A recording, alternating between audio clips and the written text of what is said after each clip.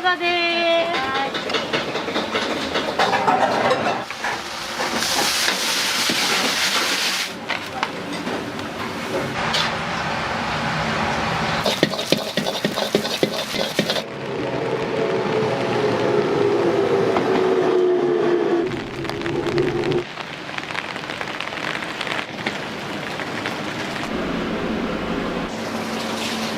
1時間半とかそのぐらいですね。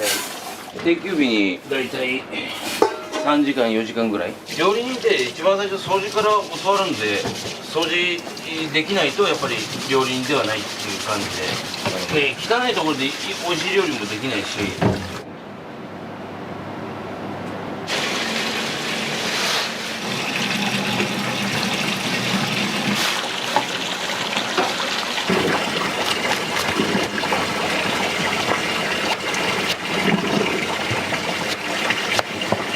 どっかで修行されてたんですか？僕は横浜の中華街ですね。イタリア料理2年やって町中華とかチェーン店行ったりもしたし。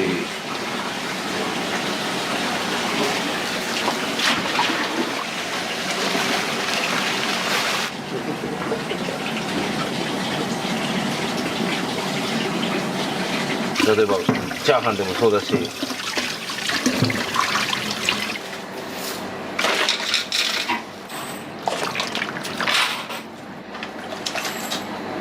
野菜ですね。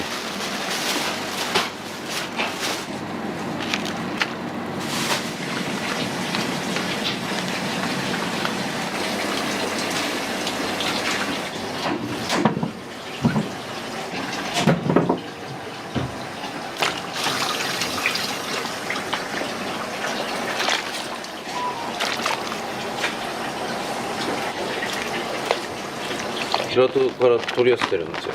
そんなに入れるもんじゃないんですけど、これじゃなきゃダメなんですよ。中華だからあんまりスープが主張しすぎてもよくないし、真剣にシャレをやらないと滑っちゃうんで、だからお客さんも楽しみにしてくれてるし、やっぱり味もしっかり研究したから出てくれてるんだと思うんですけど。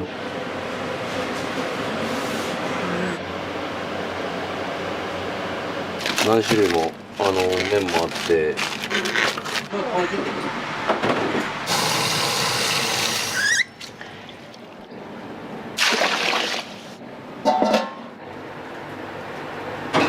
そこに猫だらけだから。グッズ店も猫だらけ。グッズを売ってあそこの宣伝してもらいたい。でもああいうのも大変だなと思いましたよ。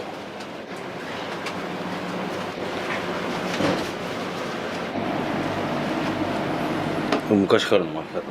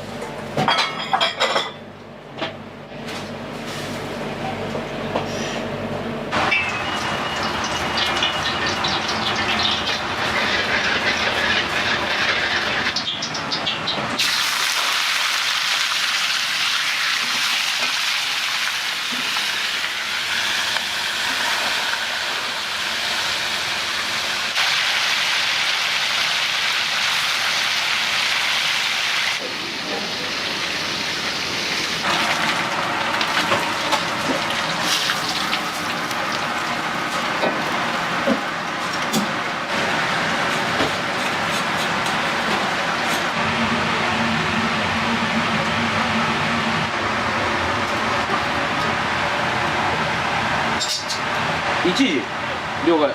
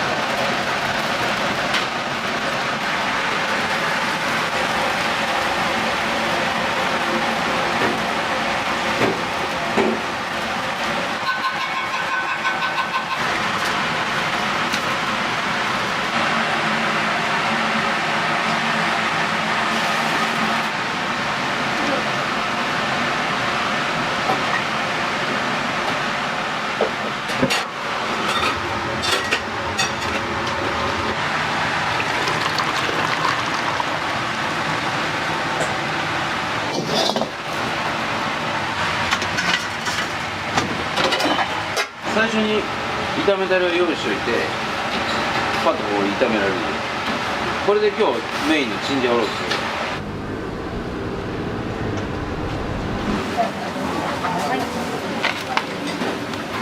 失礼しました。サービスなんです。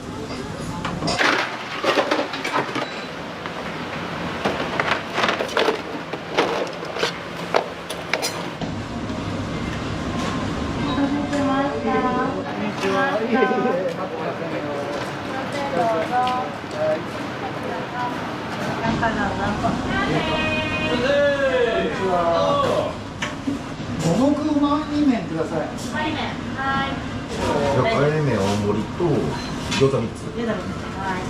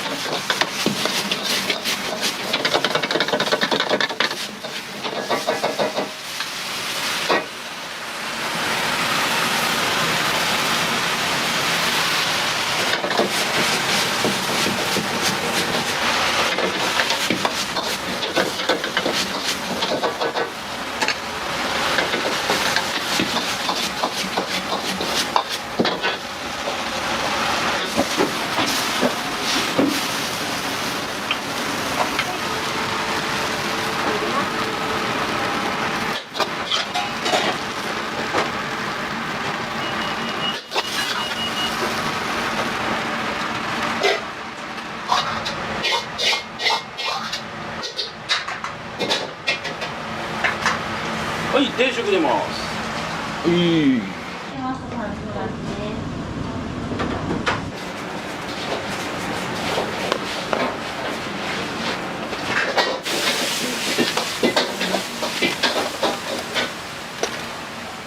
どうもすみません、まだありがとうございました。ありがとうございます。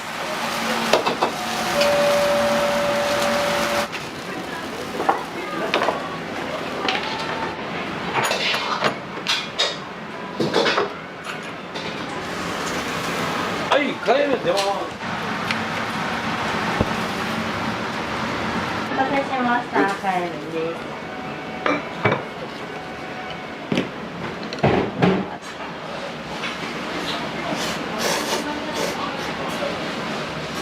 ここのお店は油っぽくないんで、ラードとか動物系の油は使わないぐらい、油も必要最低限しか使わないっていう、イタリア料理のちょっと乳化っていうような技を使いつつ、油使っちゃうと食べ終わった後に最後にお皿にたっぷりの油が残ってるのがちょっとあんまりお客さんも罪悪感が強くなっちゃうからね。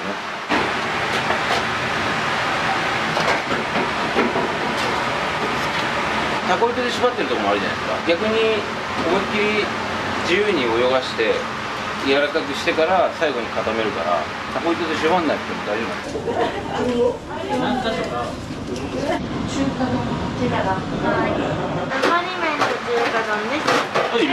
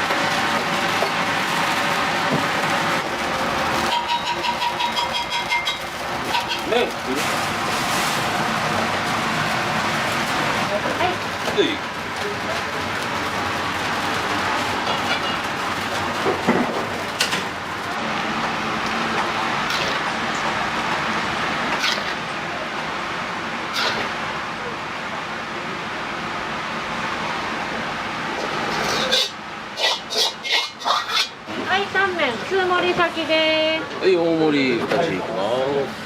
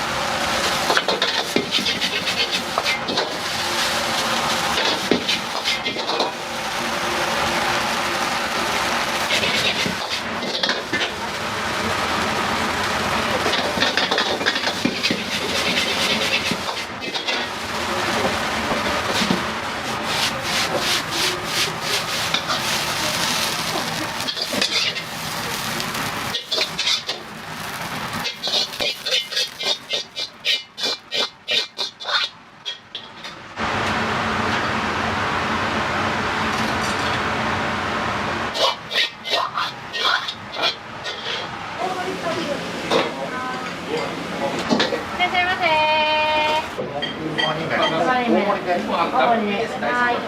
朝と大盛りとかできます。できますよ。大盛りで。はい。チャーの皿が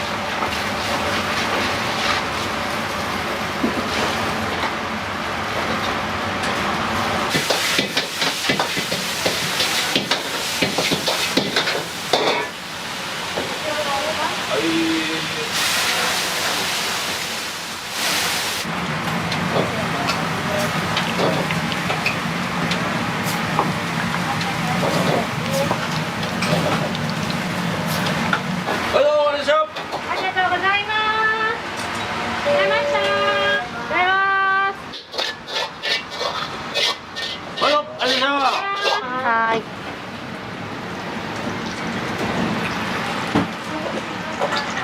お待たせしました。うま煮麺大盛りです。はい。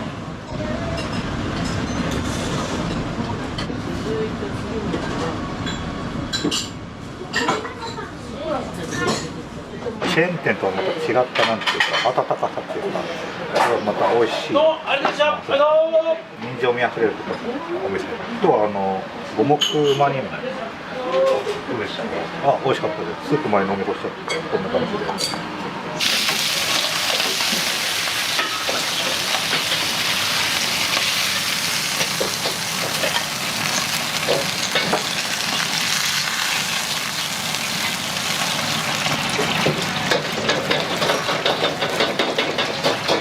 はい、餃子でーす。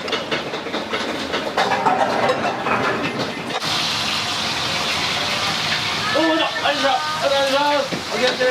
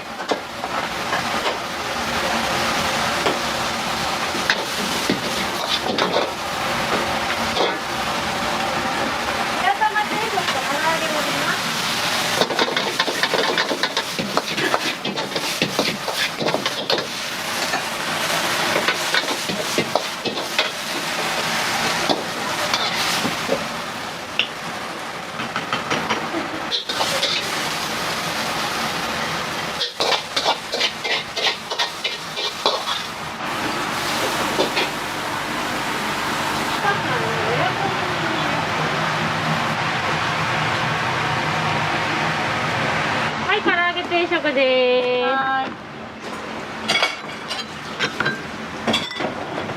お待たせしました。唐揚げ定食です。お願いします。うま煮麺2つと餃子です。ください。おー。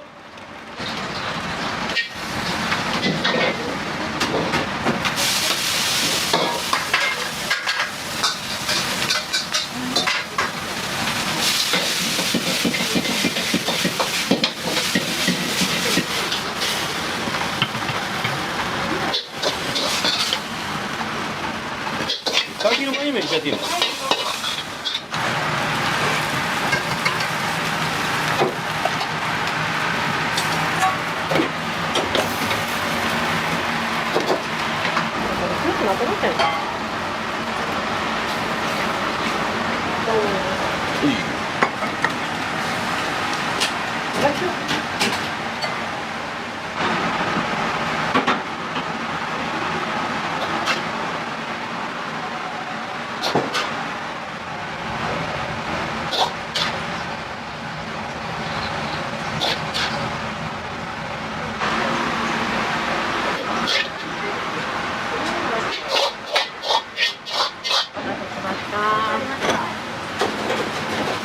後で来る。これ5択さんお先です。あと3択さん。お待たせしました。おにめです。いいよ。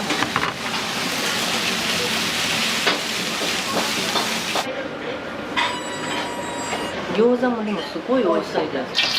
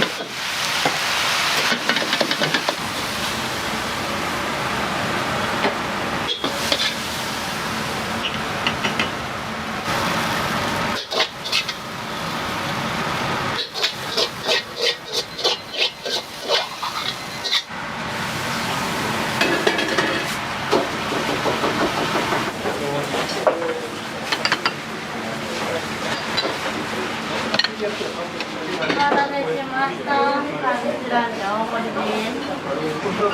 はい、お待ちです。は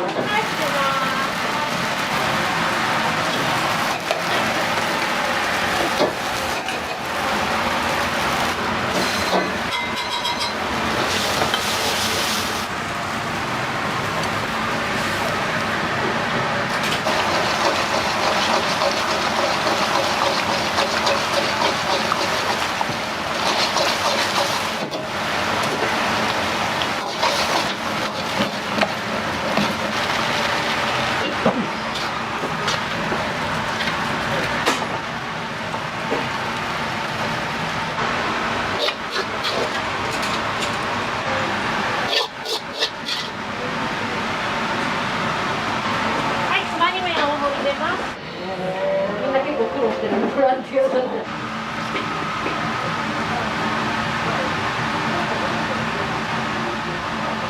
国産のいい肉使って玉ねぎじゃなくて長ネギを入れて、あと少し煮こごりを入れてるんですけど、でも少し味付け程度に。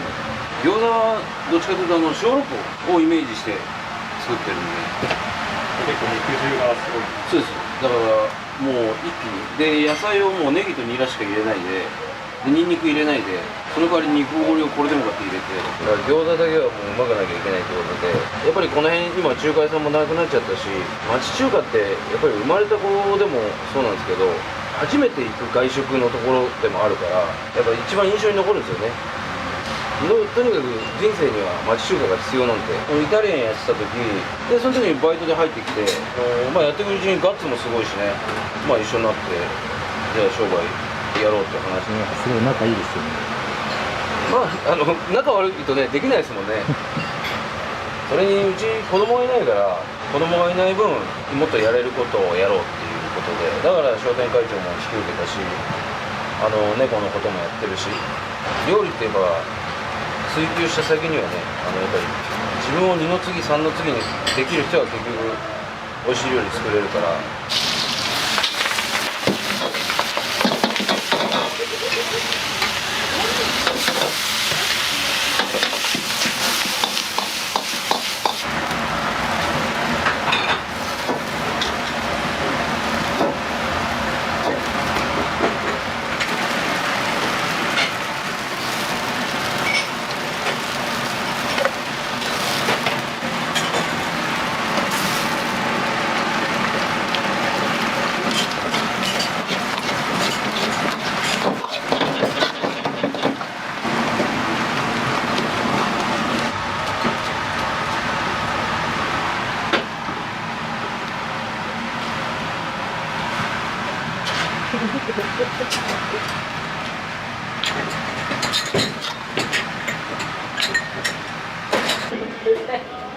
お待たせしました。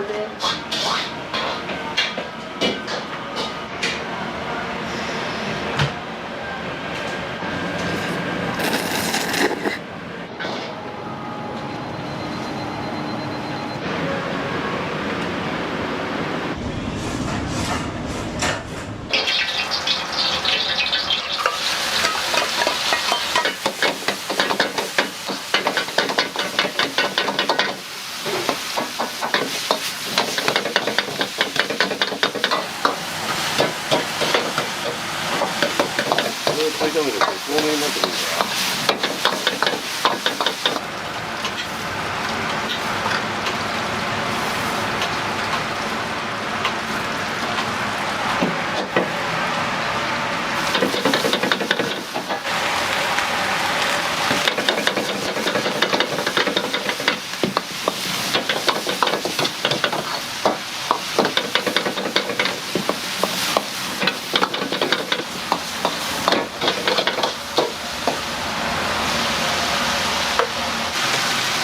透明になる。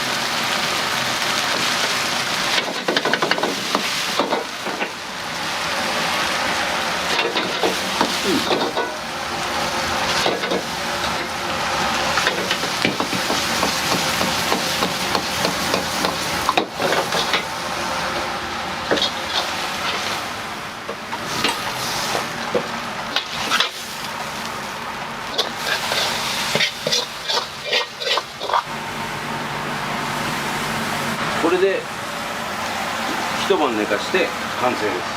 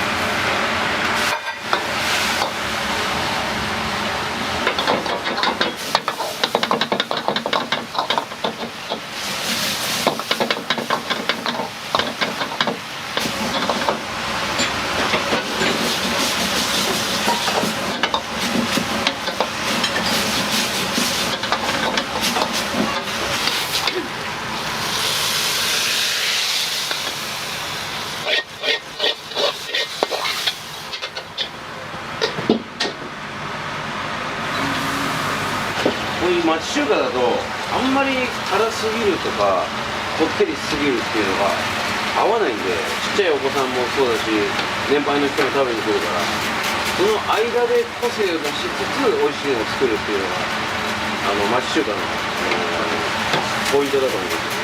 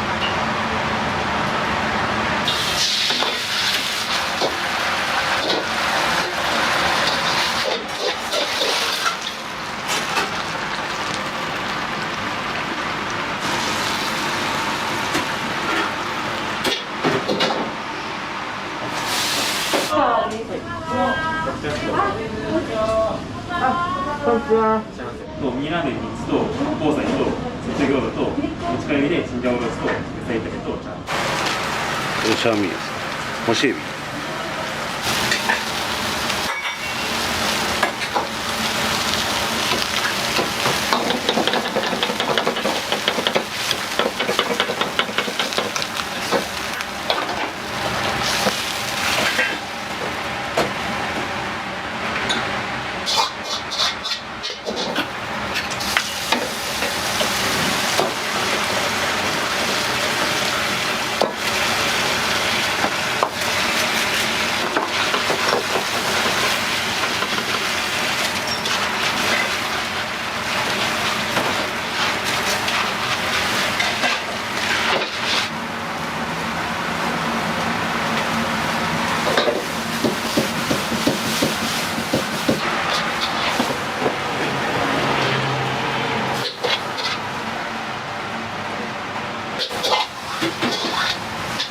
はい。あ、どうぞ。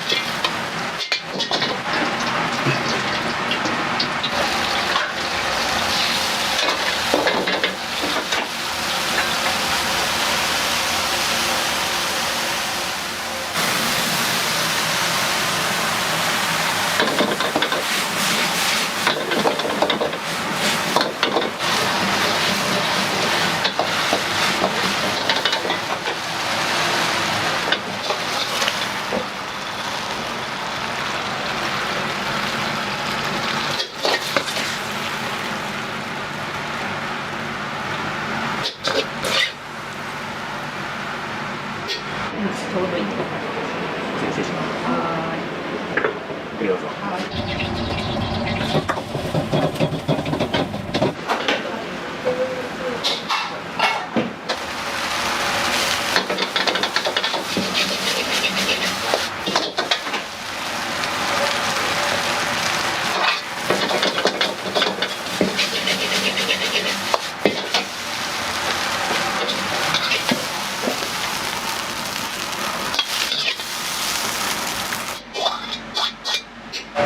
どうもありがとうございました。毎度。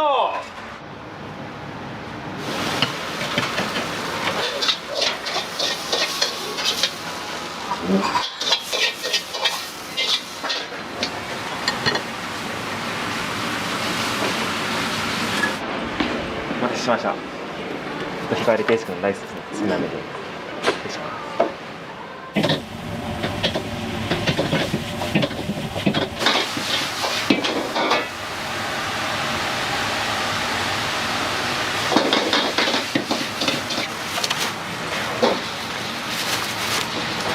ありがとうございます。ありがとうございます。お気をつけて。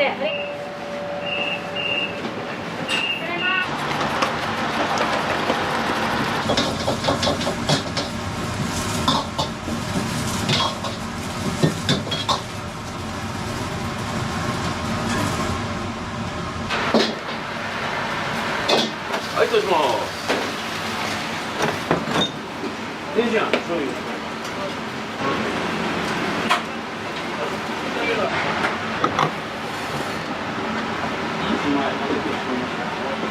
はい。おすすめありますか？おすすめはね、担々麺。担々麺。担々麺と天津飯も、天津飯も美味しいですよ。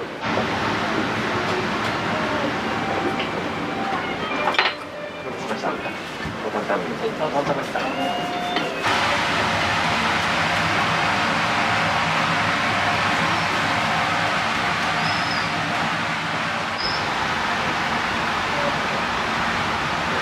はい、ワンタン麺です。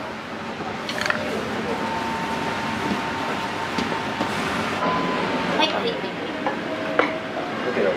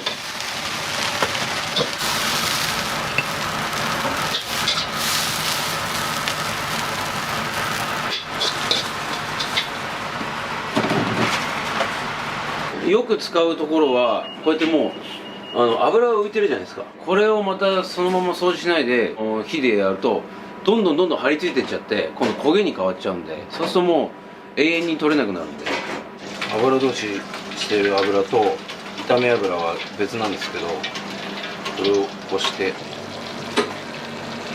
古い油をあえて使うんですよ。油通しの時は新しい油だと揚げ物になっちゃうから。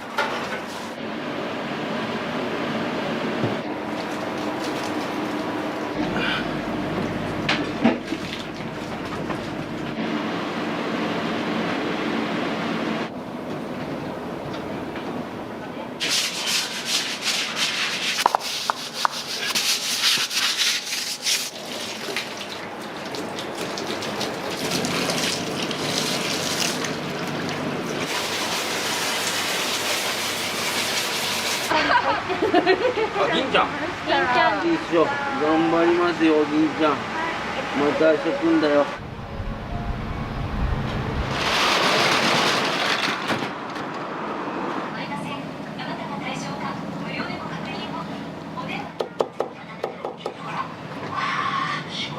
4章ですか。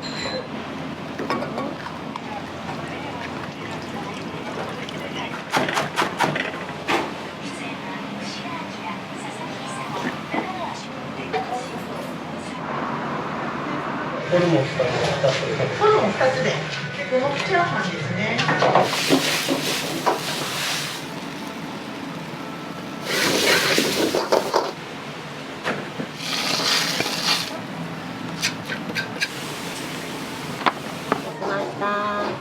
美味しそうでしょ。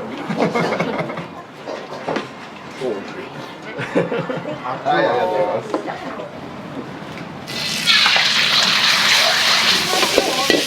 はい、はい。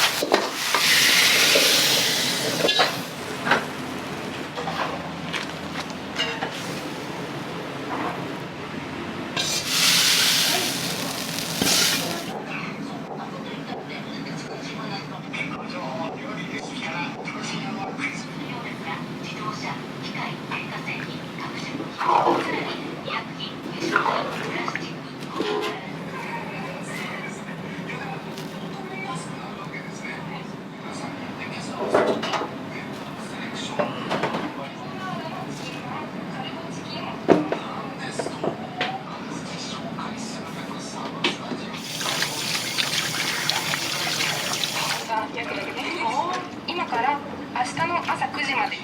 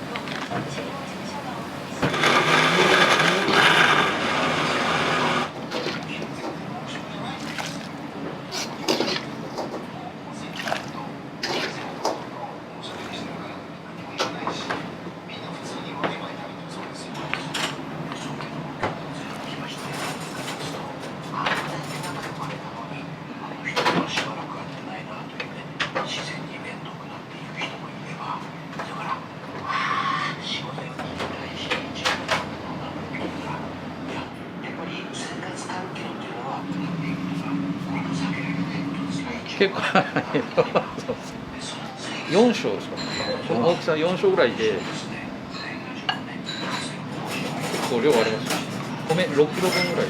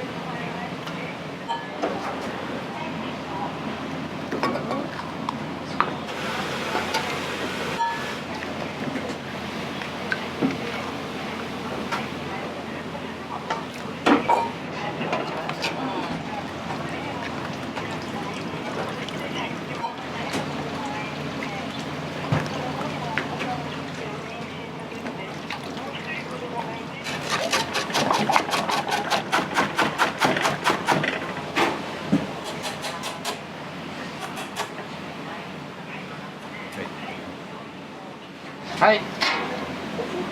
はい。あ、はいはい。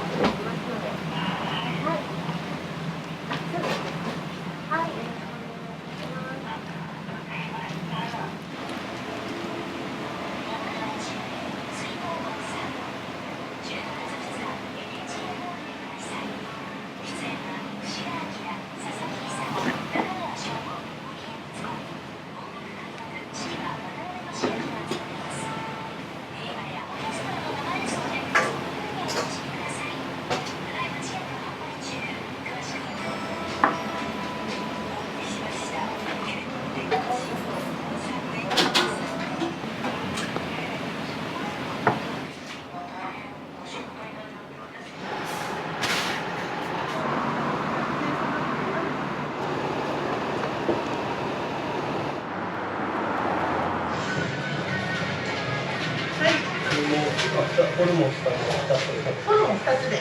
牛すじです。で、五目チャーハンですね。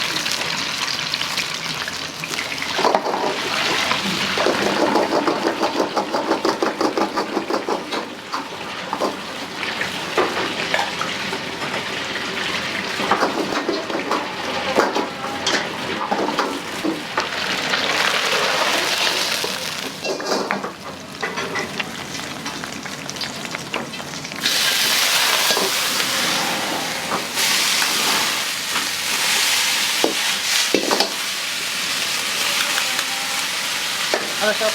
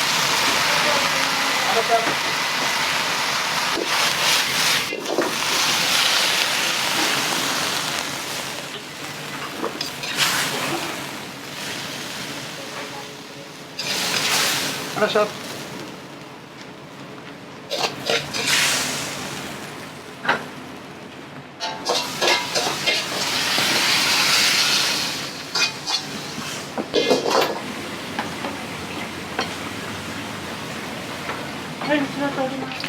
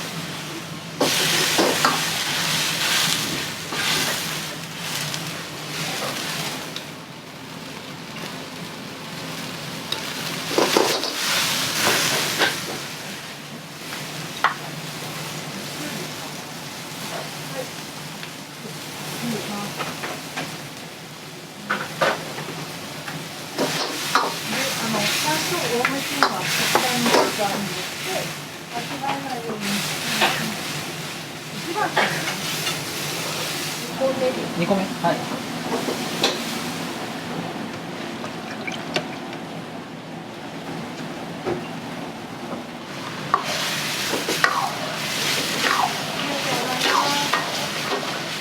いらっしゃい。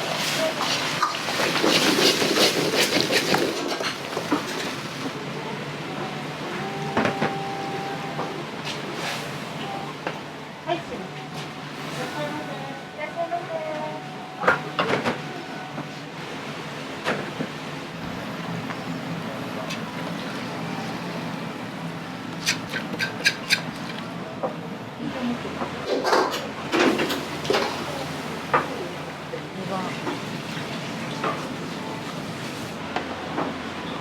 すいません、取ります。山椒多め持ってきます。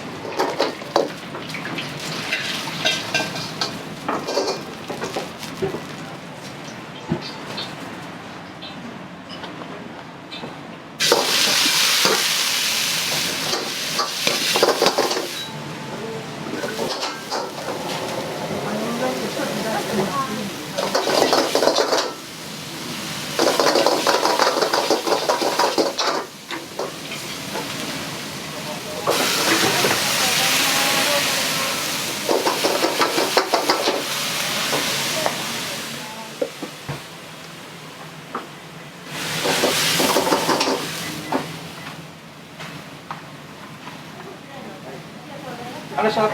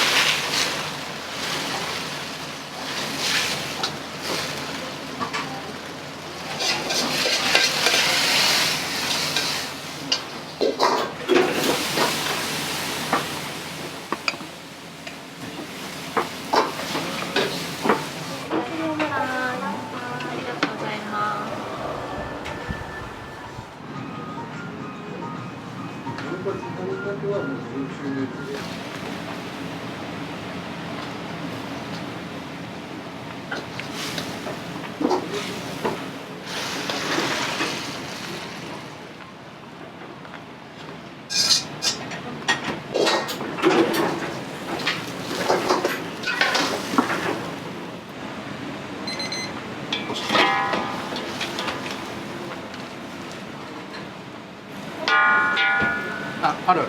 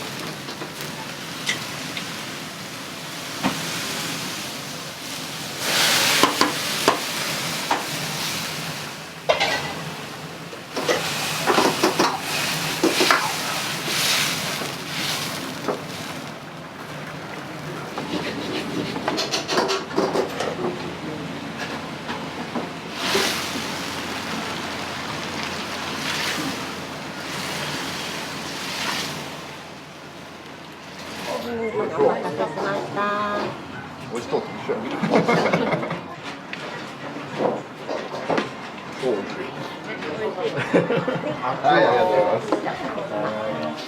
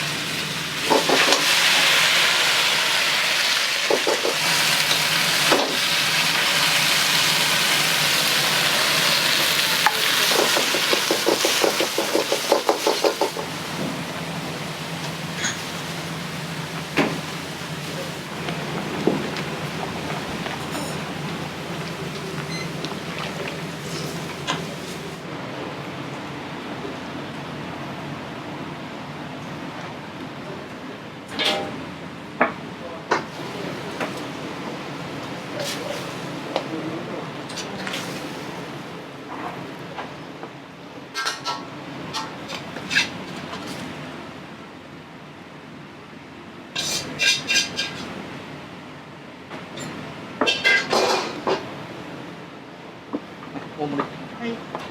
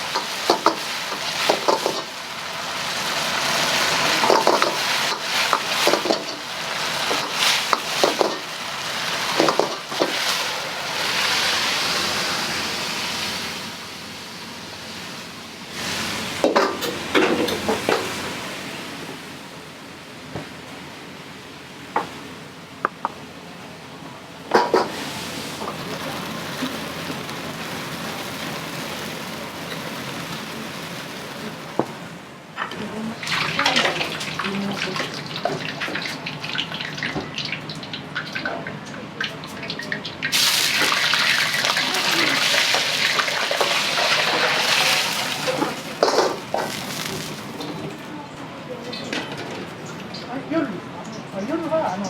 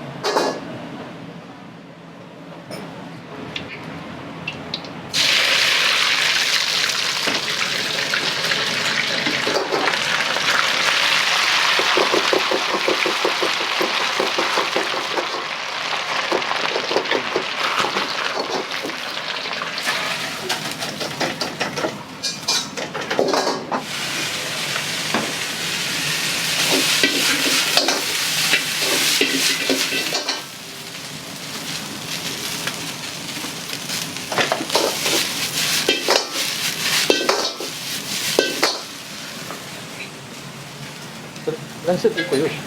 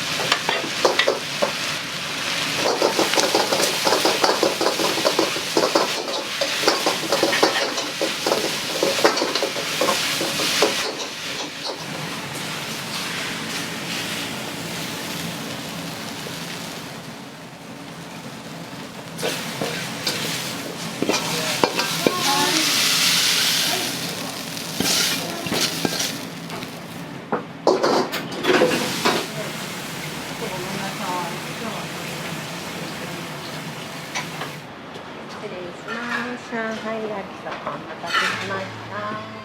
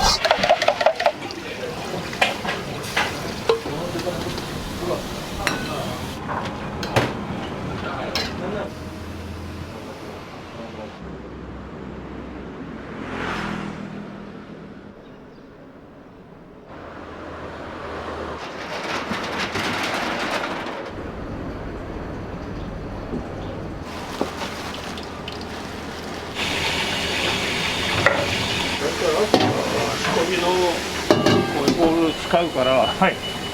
朝は全部きれいに洗うな。岩切さんはもう料理人長いんですか？俺はもう50年以上か。あ、そうなんですね。もうここも20年なのかな。へえ。お客さん大体食べるの頭の中俺は入ってきた時点で「お麺入れちゃえ」って言っちゃう。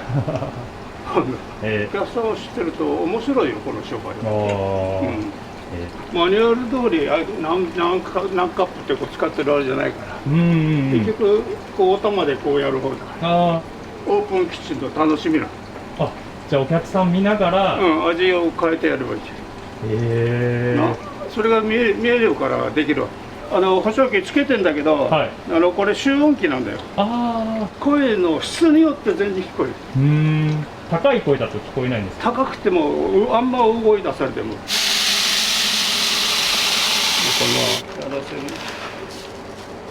誰でも同じ形に炊けるわけ。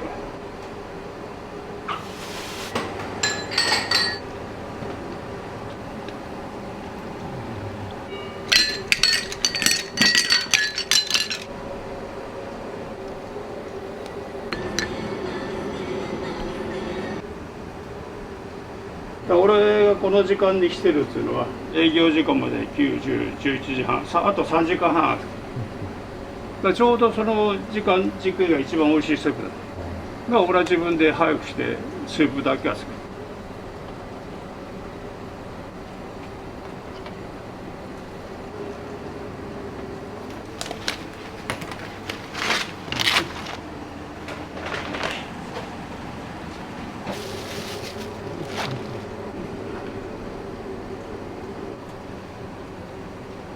いろんな野菜が入ってますよ。この50銭無駄にしないように無駄にしないようにやらないと。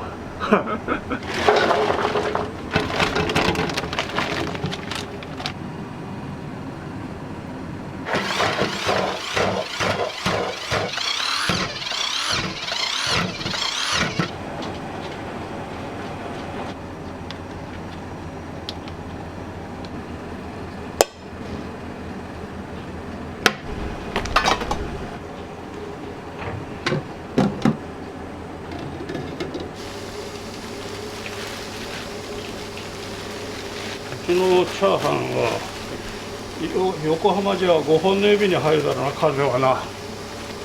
ほんとチャーハンはよく出るんだ。手が疲れちゃいますね。もうでも腱鞘炎どころじゃねえよ。もう骨はもうこんな出てきちゃう。こっちの肩とこっちの肩高さ違うよ。そこへ行くとお客さんなんか左なんかやってるって。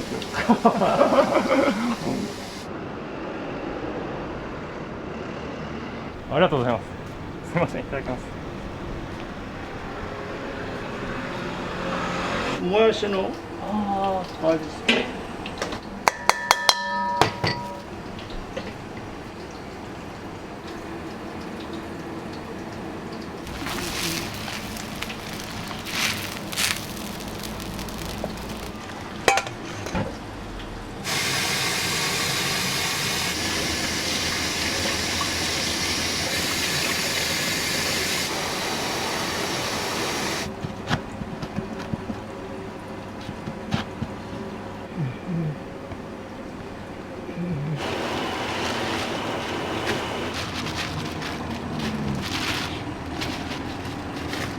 担々麺のセットで牛肉のスタミナ炒め、ご飯の上にかける。牛丼だ、牛丼。タレもうち自家製だけど、それでこう漬け込んでる。ここに漬け込んでる。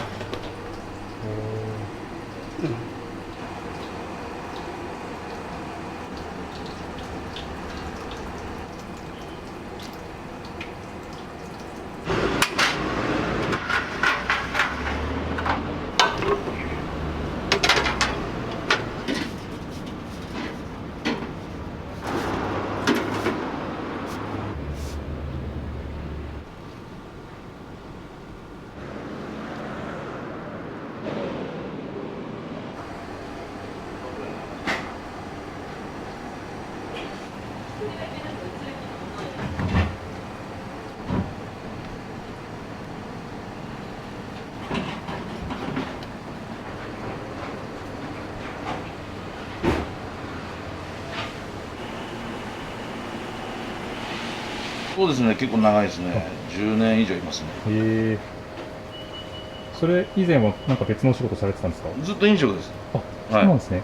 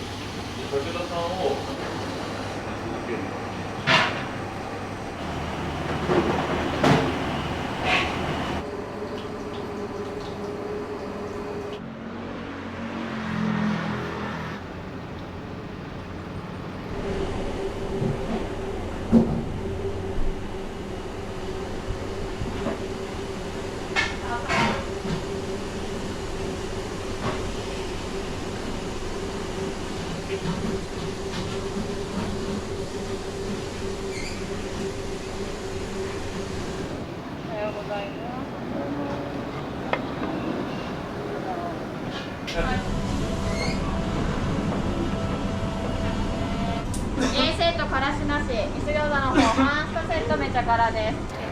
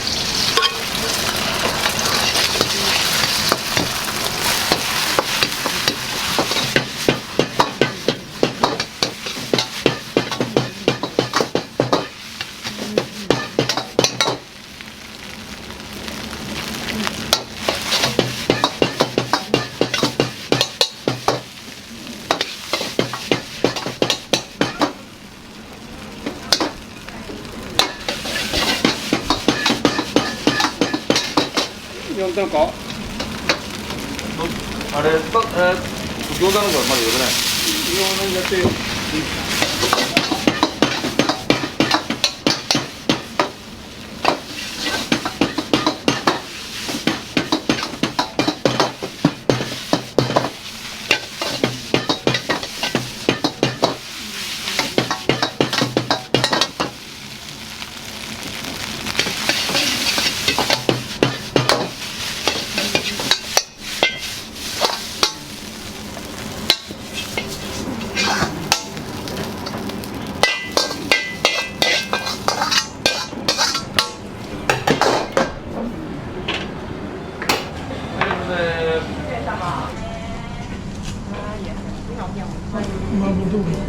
はい、麻婆亭です。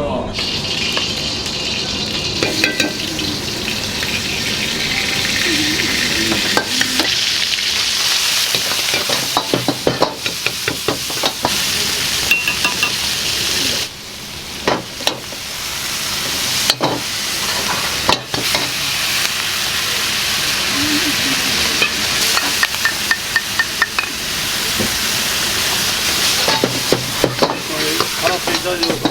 苦しいと。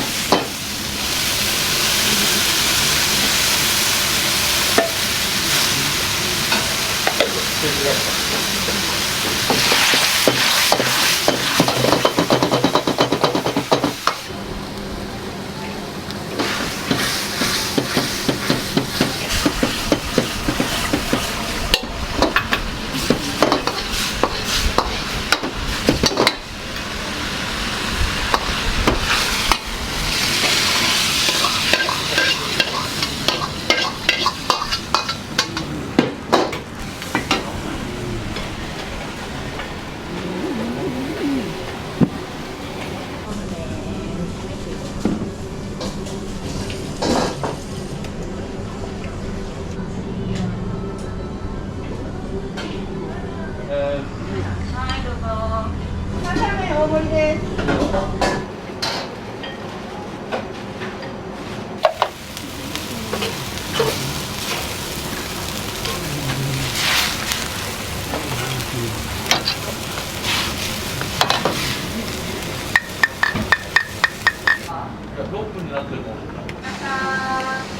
はい、どうも。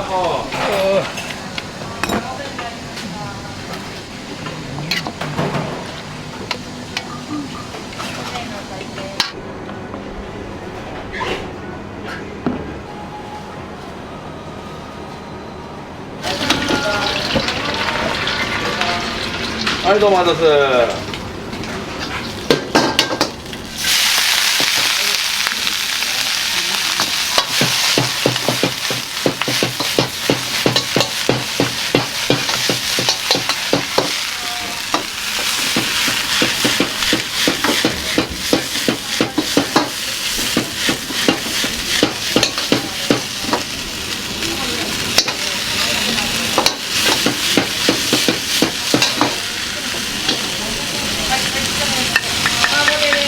はいよ。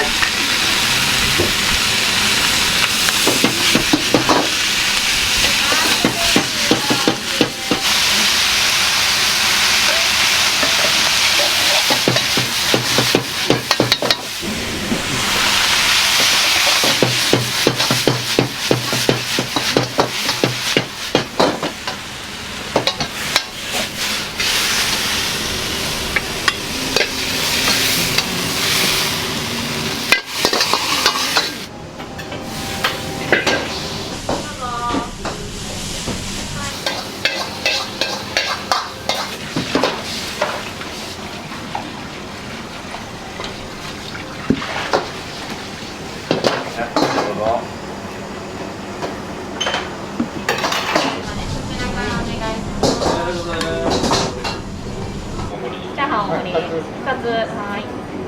生姜焼き定食。生姜焼き定食。これ B セットの3つで、チャーハンお土産1つ。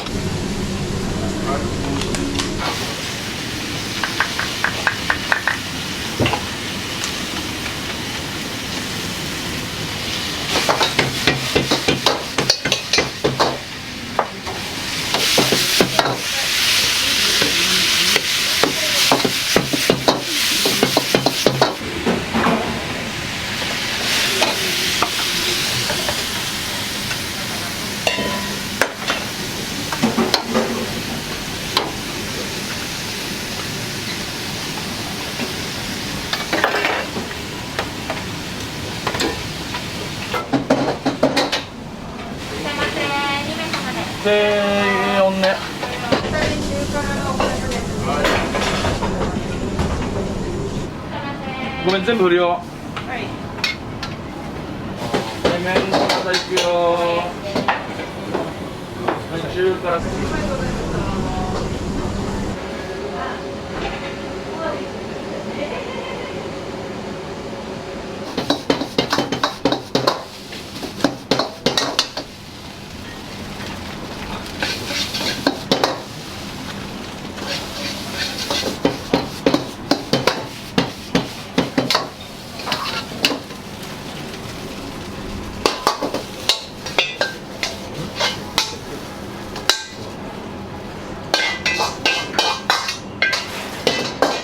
ウーバーね。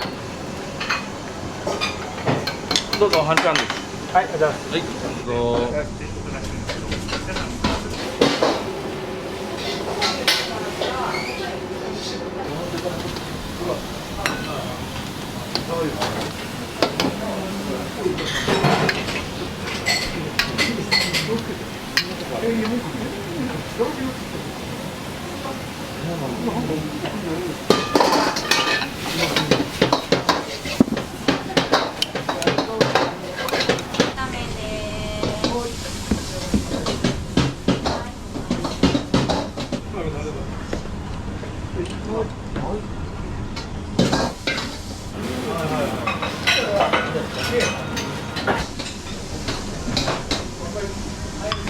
3名様です。胸ぎで2つチャーハンです。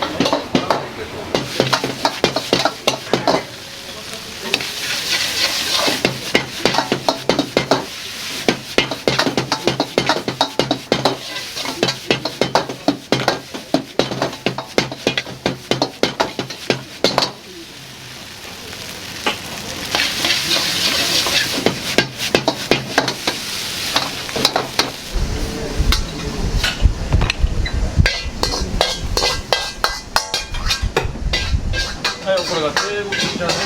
で、これが定三茶。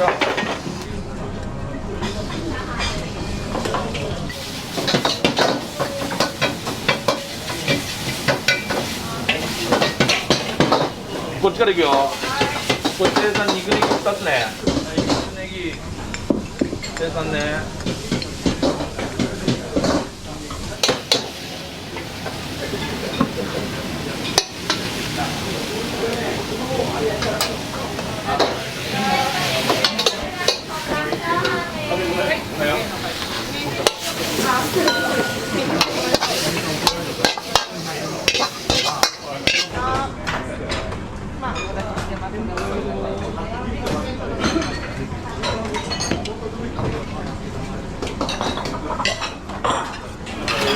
はいどうも。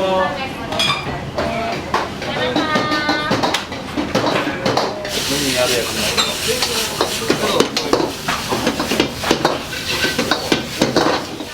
どうもありがとうございます。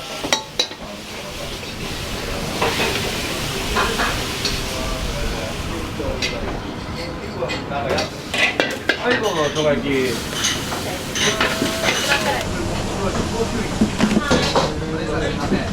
すよ。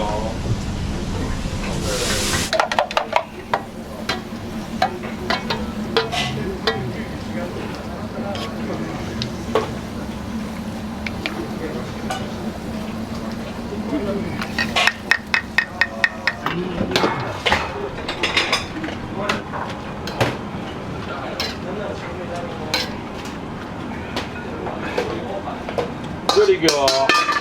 ノーマル2つね。1つ麺からいくからね。はい。これが普通麺型。は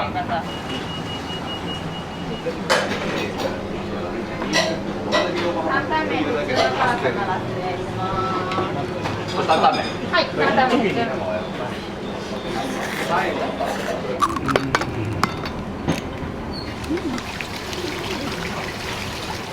6の味噌タン2つね。味噌タンです。はーい。はい、失礼します。味噌タンです。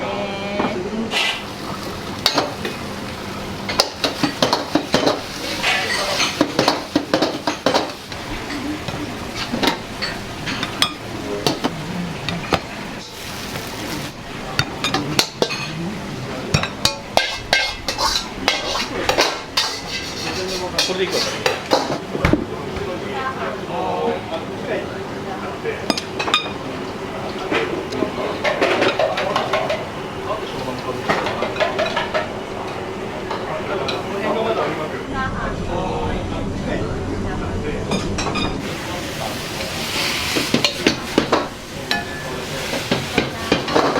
はい、いらっしゃいませ。はい、どうも、毎度。はい、そうなんです。中ですね、普通の2つ。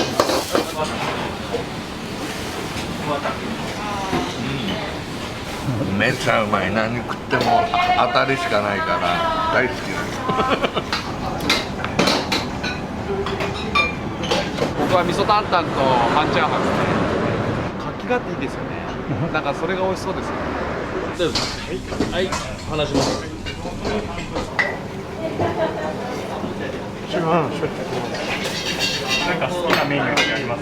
まあいつも担々麺、ご飯、チャーハン食べるんだけど、今日は味噌ラーメンにして、ありがとうございます。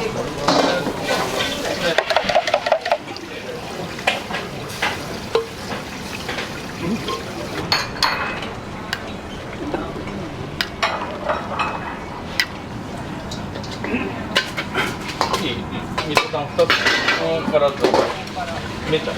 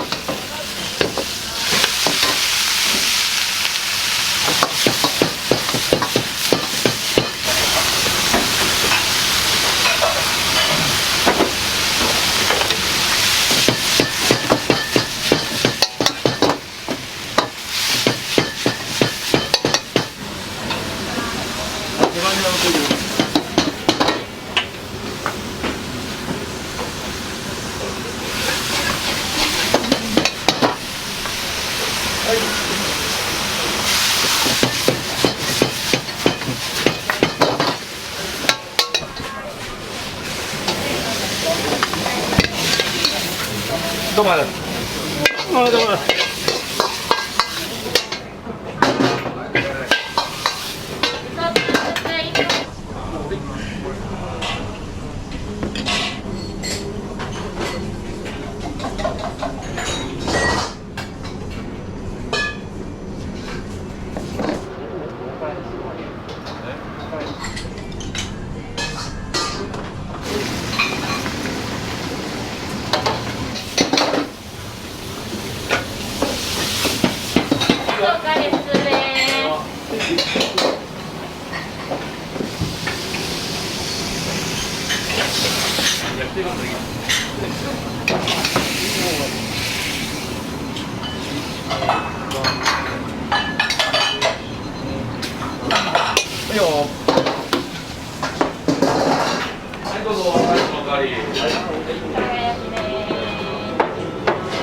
ホイコロね。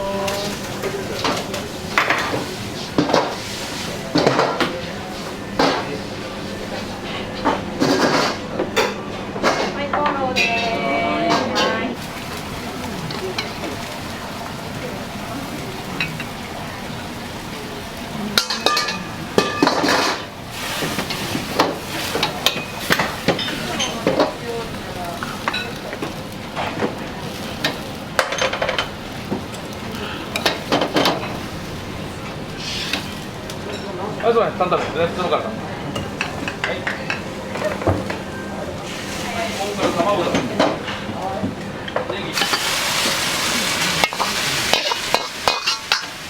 い、16。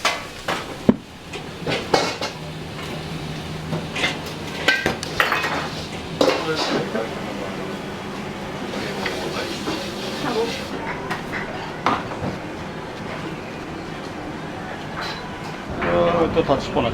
そうです。座る時はめったに1時間休憩ある1時間寝るだけ。休憩は寝る楽しみしかない。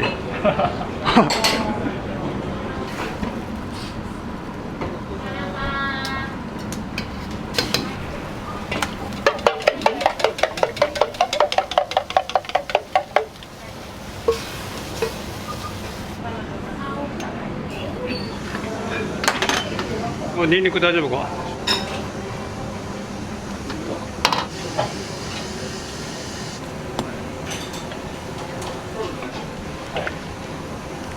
はい。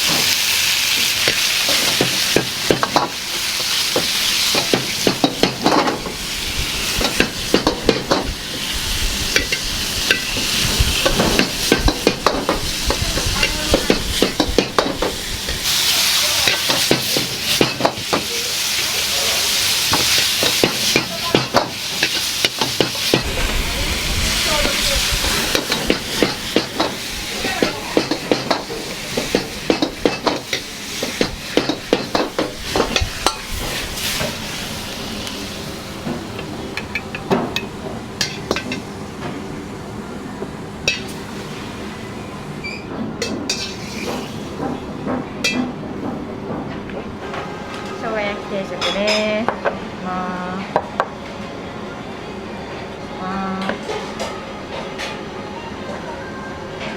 Tセット中から大盛りです。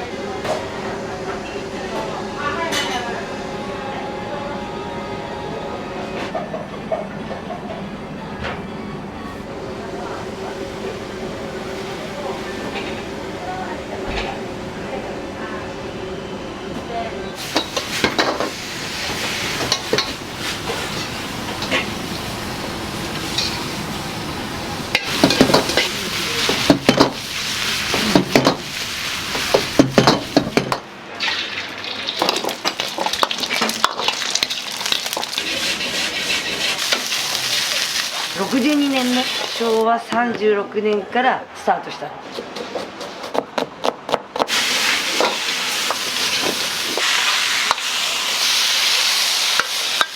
お待ちどうさま。お待ちどうさまでした。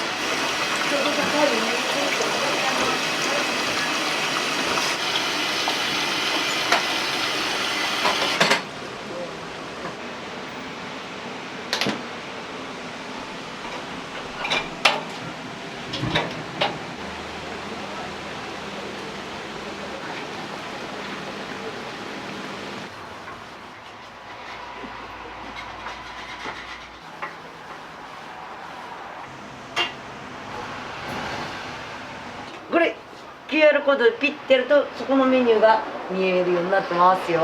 全部同じメニューですけど、この手元でやっていただけるとテーブルのところにこう貼ってあって、この間学生さんが台湾かなんかの学生さんがこれを取って自分の言葉に直してました。自分の国の言葉に、それで召し上がってくださいって言って、それでちゃんと教えてくれました、お客様が。私が日本語しか喋れなくても大丈夫です。62年目、昭和36年から主人の父と母がスタートしたの。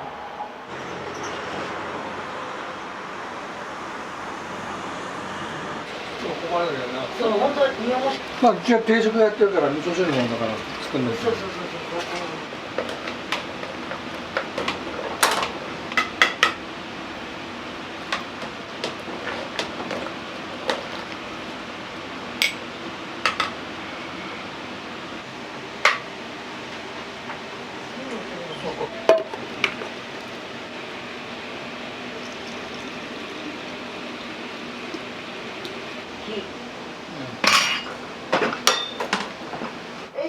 はい、お願いします。やります。はい、どうもすいません。で、おいくらでしょうか。ありがとうございます。助かります。よろしく。はい、どうもよろしくお願いいたします。ご苦労様です。どうもです。はい。生姜とお電話でいいですって。次回。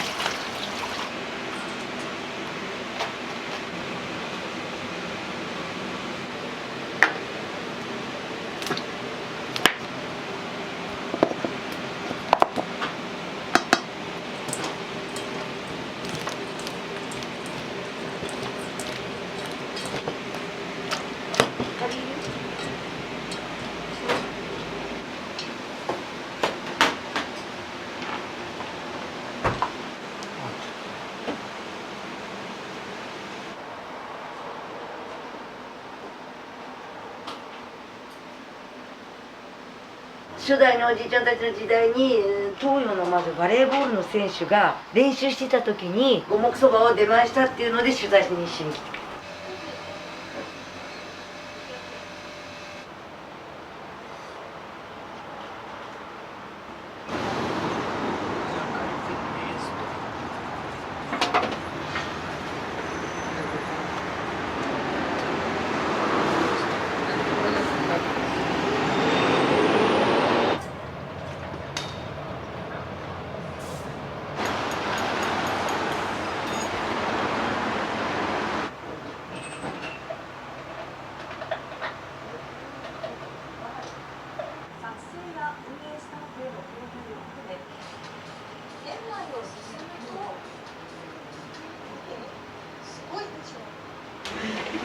ぼーっとしてるからぼーっとしてる休憩してるんですよ。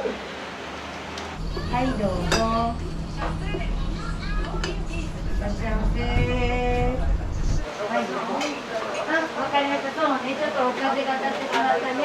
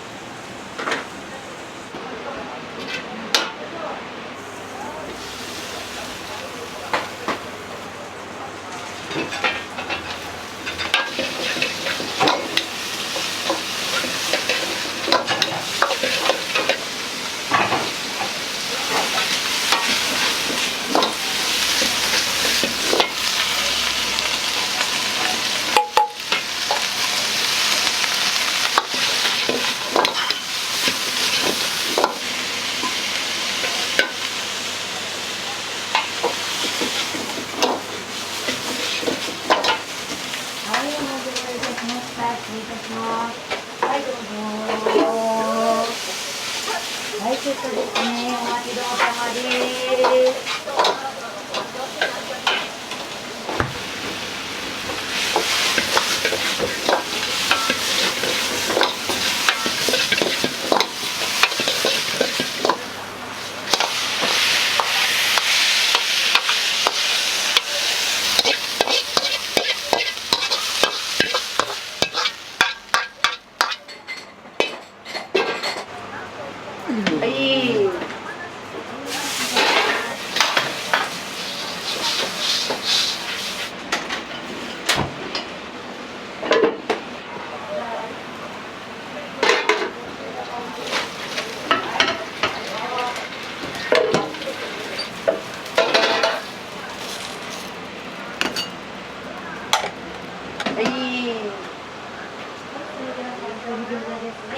はい、どうぞお待ちどうさまです。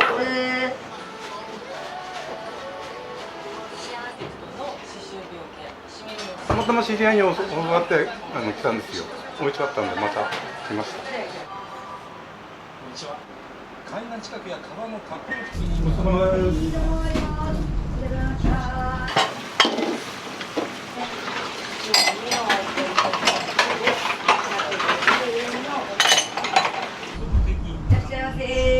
はい、どうも。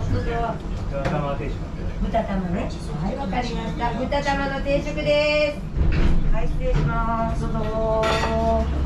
チャーハンください。はい、わかりました。お後チャーハンです。はい。ありがとうございます。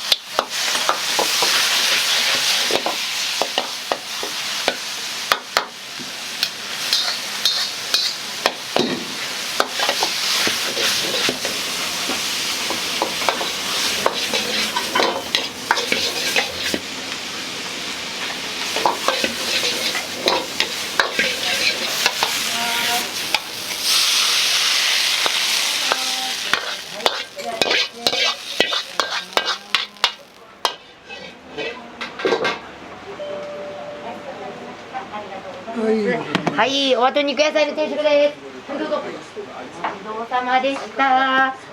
チャーハンが先だ。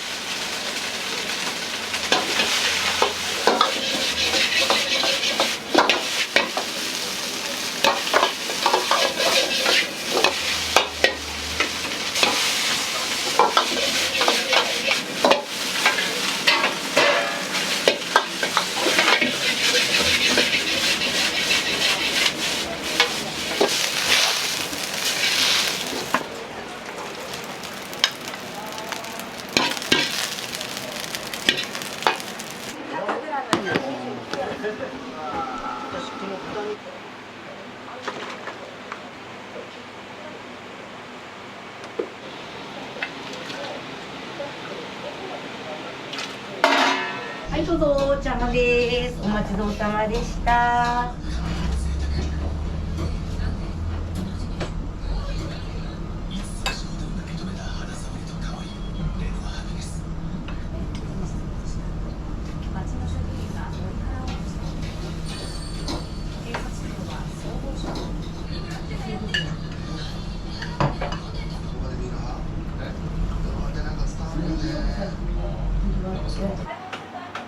はいどうぞお茶碗ですね。お待ちどおさまです。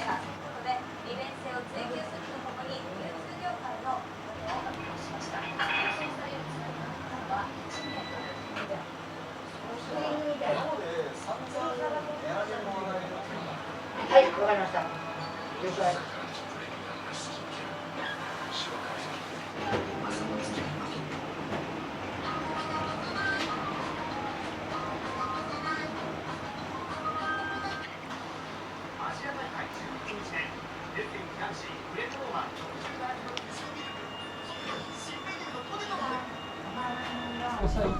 はい、わかりました。ありがとうございます。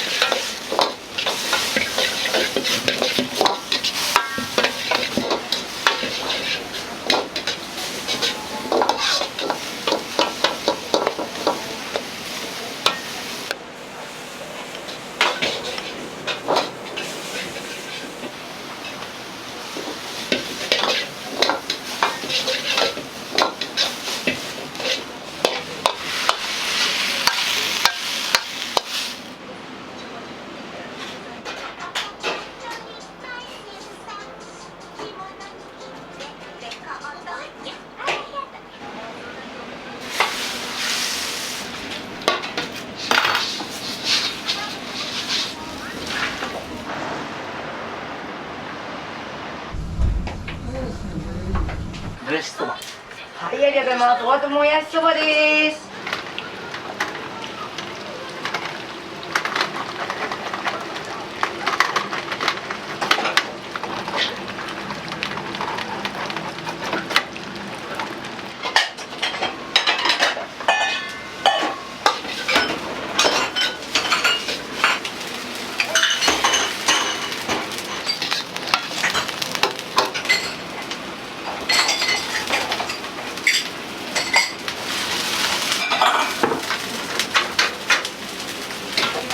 ありがとうございます。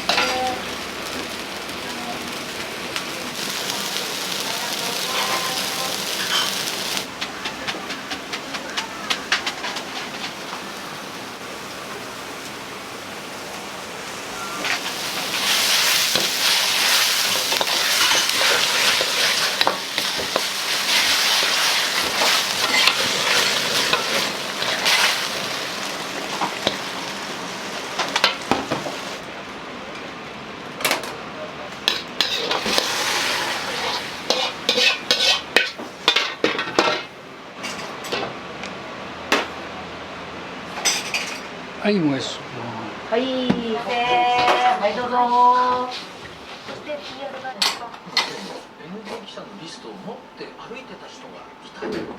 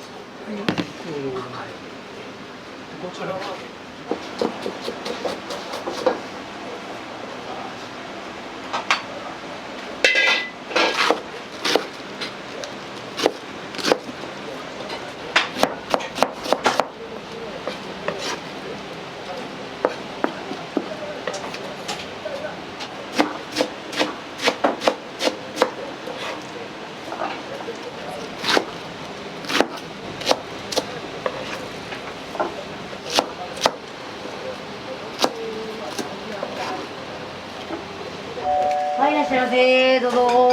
ありがとうございます。ちゃんタンメン。わかりました、ありがとうございます。半ちゃんタンメンです。ご注文。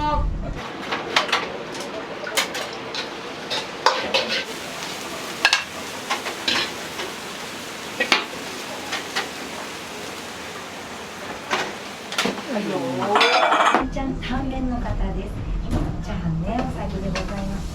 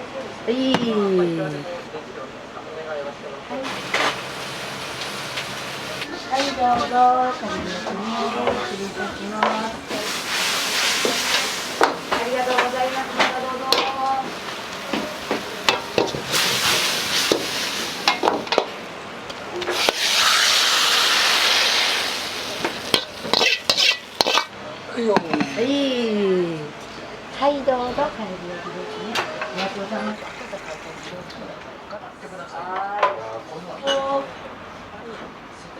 親子丼一つと、はい、やります。餃子一つでお願いします。はい、わかりました。餃子です。もやしそば餃子いくよ。もやしそば餃子いくよ。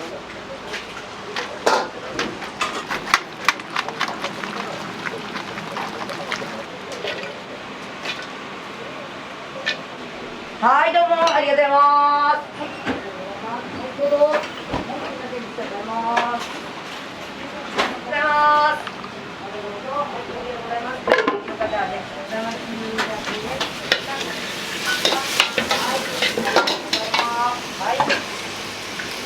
りがとうございます。ありがとうございます。またどうぞ。親子丼ね、次ね。チャーハンともやし一品ずつ。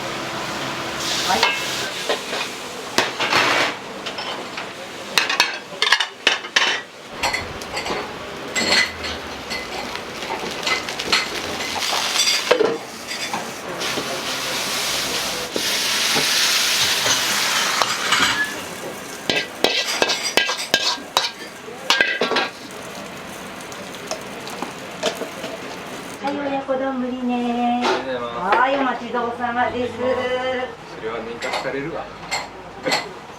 駒大の学生なんですけど、一回来たら美味しかったんで、もう一回来てみようっていうのになりまして、再度来てる感じです。お待ちどうさま。タレはね、こちらでもこちらでもね。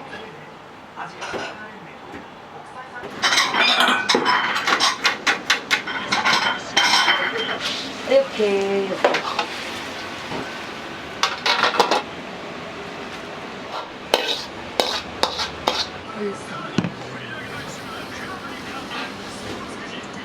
はい、どうぞお待ちどうさまです。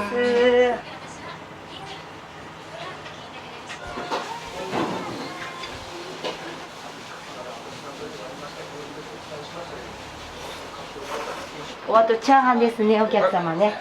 はい、失礼いたします。お待ちどうさまでした。はい、どうぞ、それでも。はい、ありがとうございます。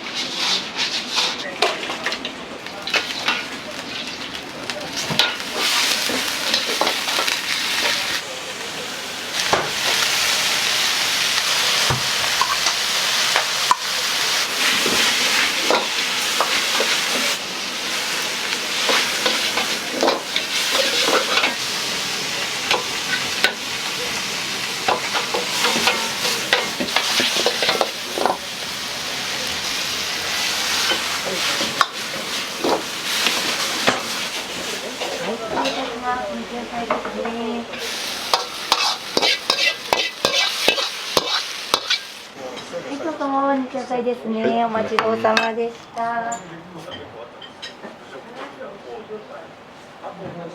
ごちそうさまでした。はい、どうも。ありがとうございます。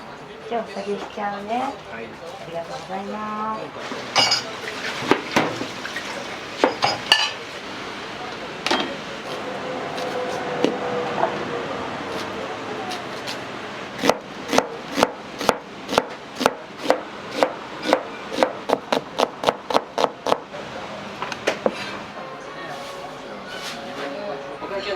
はい、わかりました。ありがとうございます。はい、どうもありがとうございます。またどうぞ。ごちそうさまでした。はい、どうもありがとうございます。ごちそうさまでした。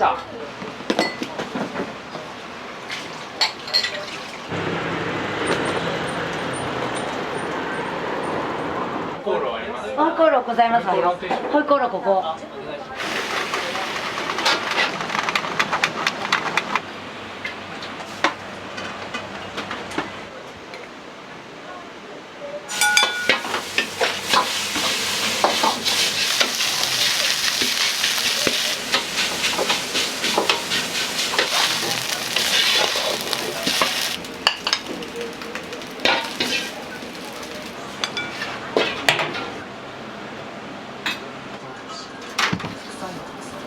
はい、失礼いたします。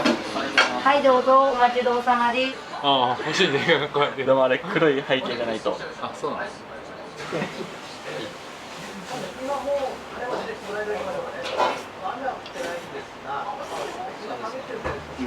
どのぐらいかかったんですか。うん。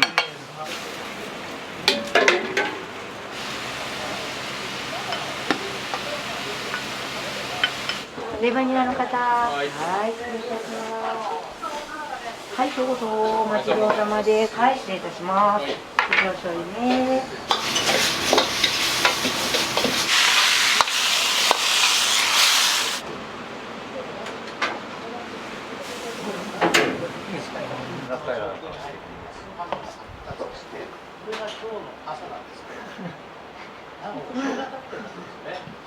うまいです。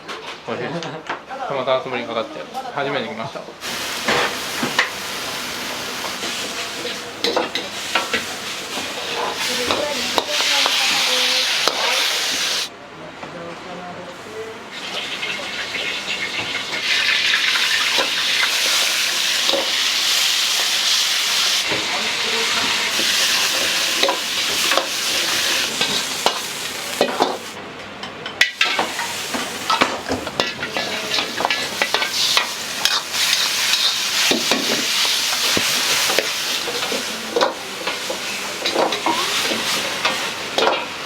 はい、お待ちどうさまです。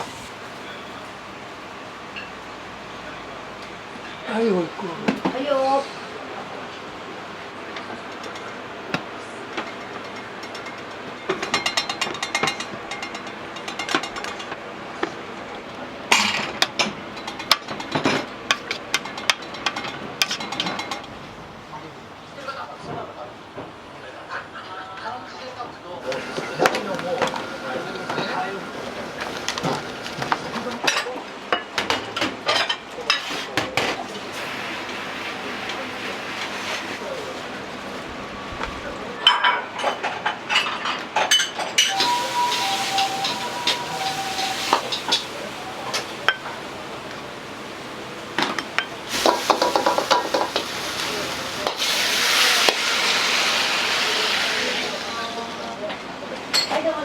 はい、ご苦労様です。はい、ありがとうございます。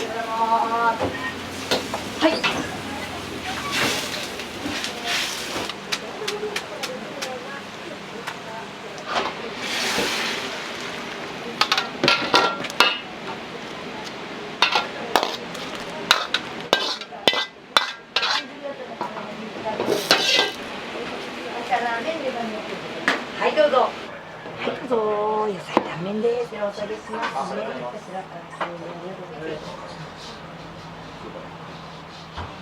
お兄さんのカリビームだと。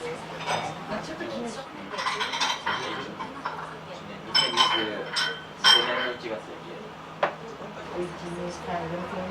お前でございました。はい、はい、どうもありがとうございます。またどうぞ。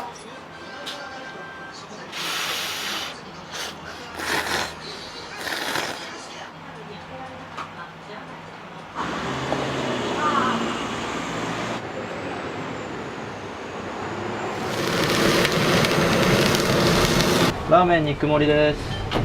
柔らかい。美味しい。赤身もしっとり食べれて、脂肪は柔らかく食べれてっていうところを指すためにこの工程があります。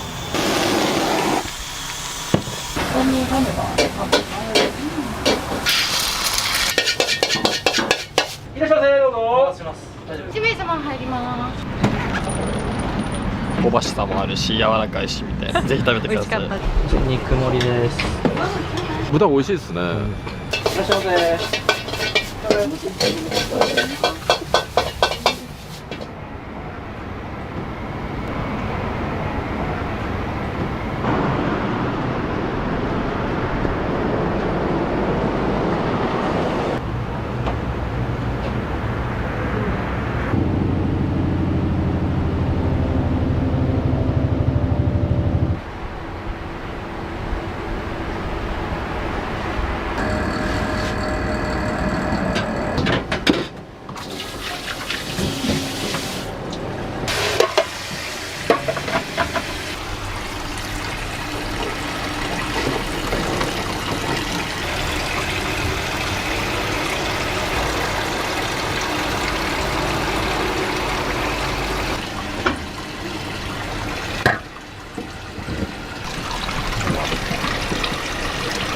水にちょっと水に旨味と言いますか、辛みというよりは唐辛子から旨味だけ取ってます。爽快感のある辛さはあるんですけど、辛いっていうもんではないです。唐辛子って辛さだけじゃなくて旨味も一緒に出してもくれるので。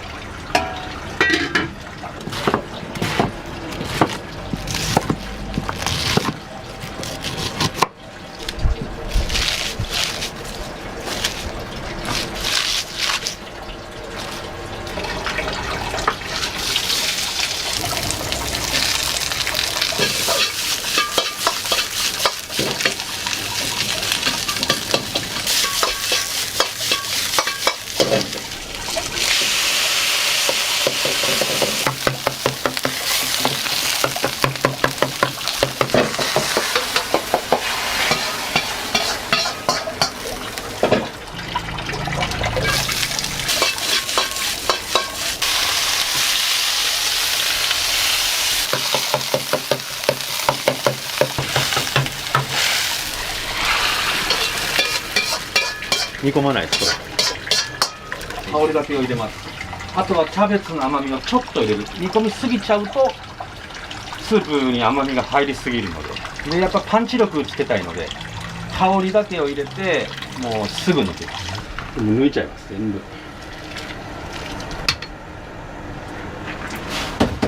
純正ラードを使ってるんですけど、炒めることによってそのキャベツのいい香りがするんですけど、その香りをこのスープにちょっと入れている。シンプルにそれだけの仕事をしてます。それがまあ残ってなければ OK です。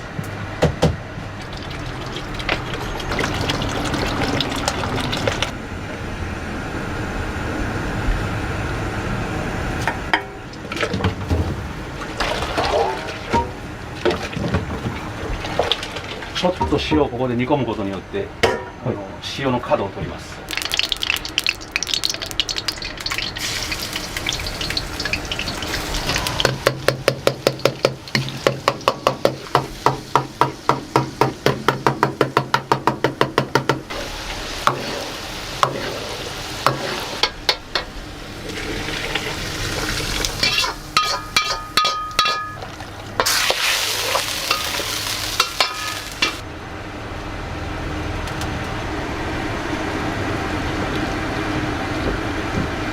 これは前日にやったものです。こんな感じで。私たちがやっているのは火入れといってまず煮込んで、その2日目の商品を一旦取り出して独自のですね工夫を入れさせていただいて、でお客さんのとこには3日目に届くっていう工程です。赤身もしっとり食べれて、脂肪はさらに柔らかく食べれてっていうところを足すためにこの工程があります。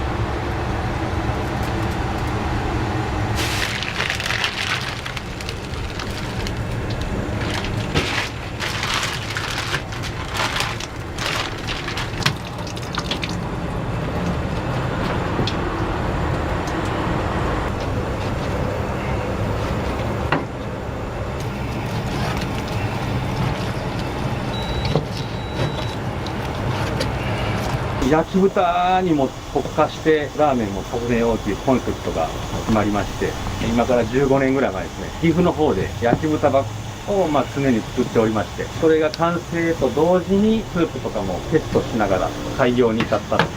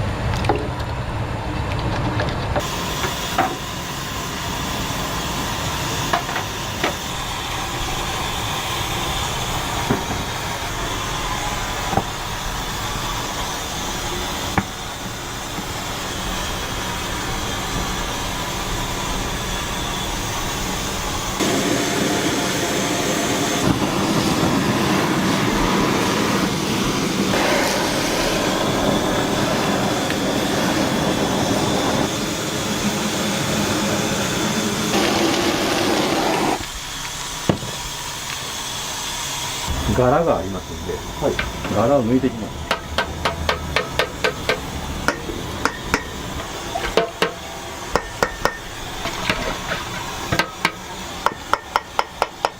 一番だれって言いまして、味玉のタレになります。前日火入れしたものを翌日がキュッとタレが締まってるんです。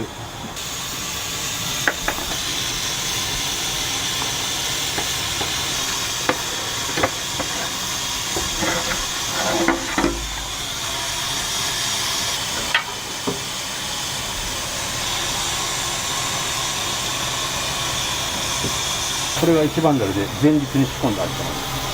ここにつける味玉が一番色が入ります。しっかり色が入って濃厚な味玉になっていきます。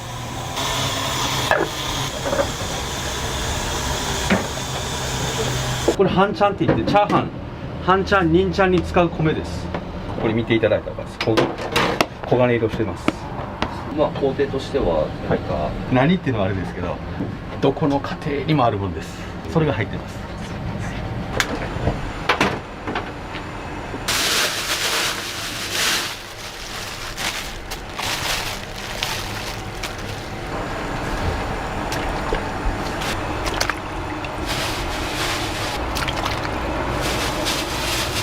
ちょっと時間が少しまたかかります。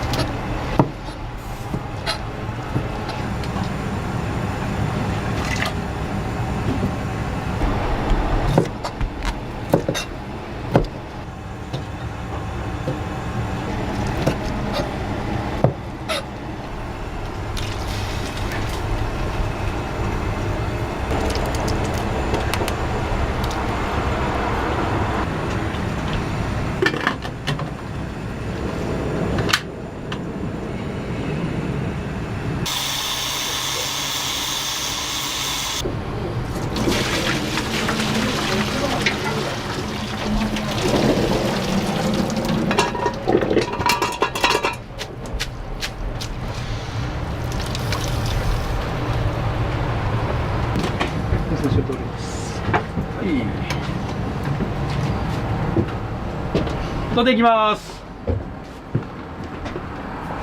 どうで OK ですか？はい。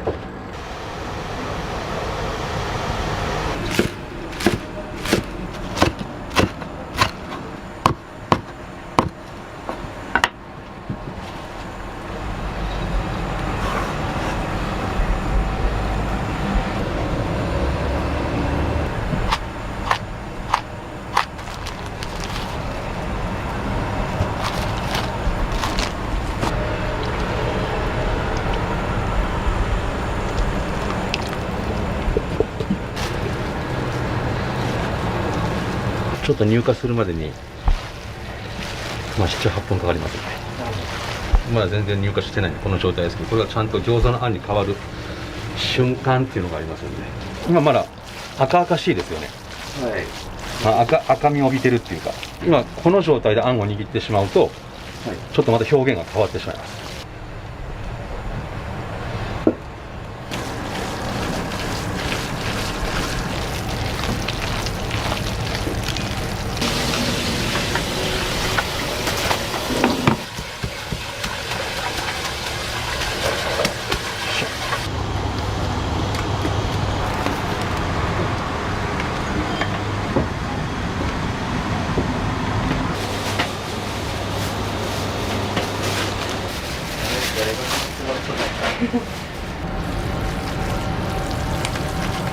さっきの練り込みが甘ければ甘いほどこの色に変わらなくなります。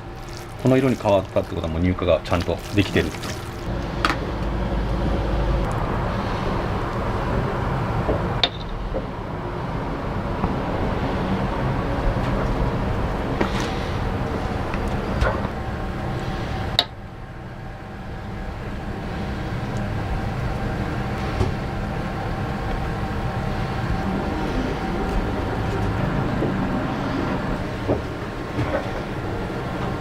これが本当の生餃子です。仕込みたて、包みたてって一番美味しいです。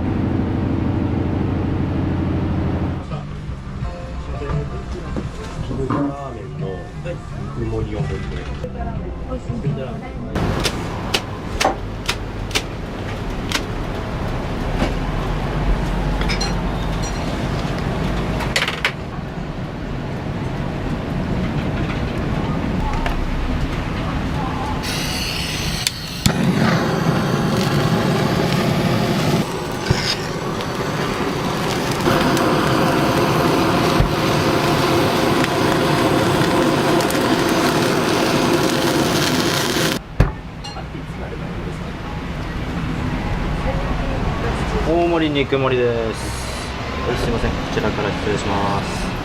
ラーメンの何で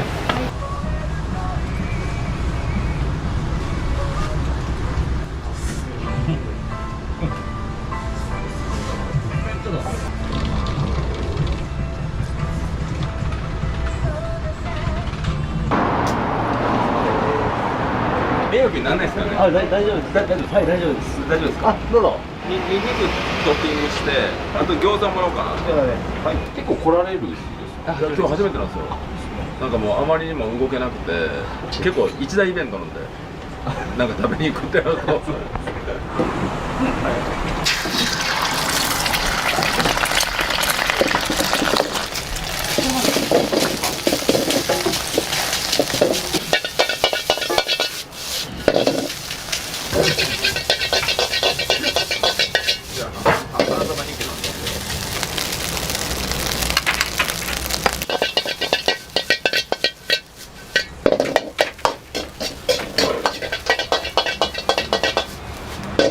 お先に半ちゃんです。すいません。ありがとう。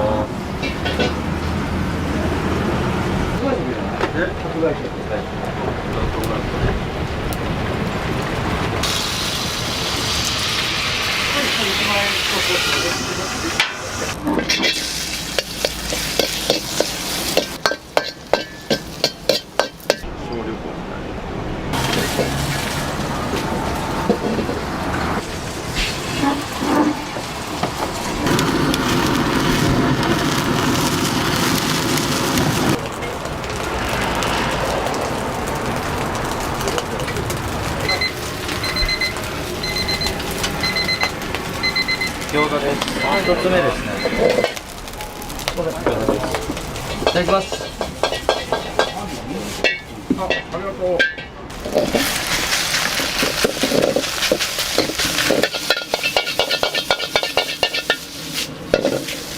りんちゃんです。はい。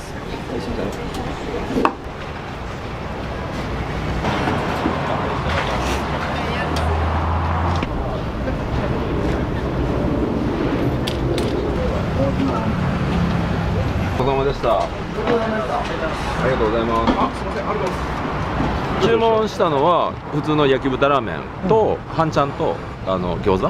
いや、豚美味しいですね。餃子も美味しかった。牛ラーメン大盛りで。それで。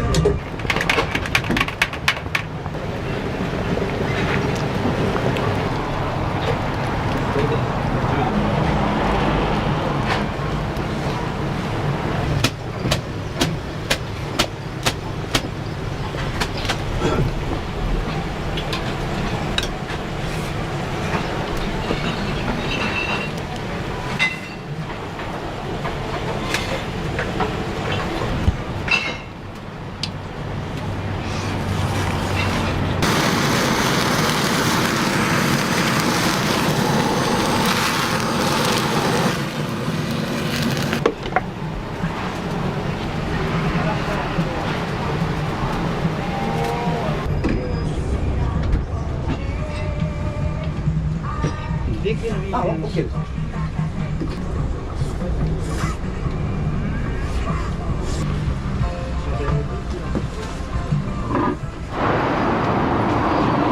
焼き豚ラーメンの大盛りを注文しました。普通の焼き豚ラーメンの肉盛りじゃなくても肉はしっかり量があってめちゃめちゃ美味しくて最高でしたね、あれは。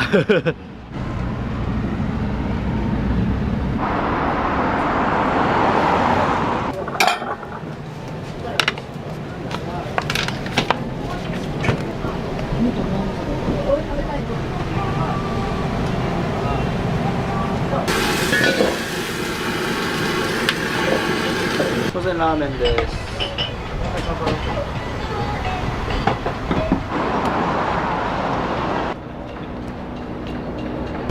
なんかしんない、みんな実家で。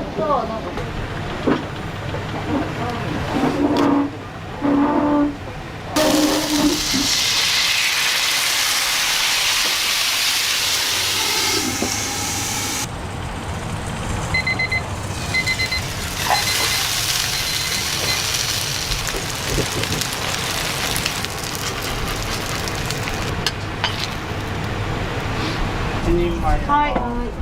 からしましょう。はい。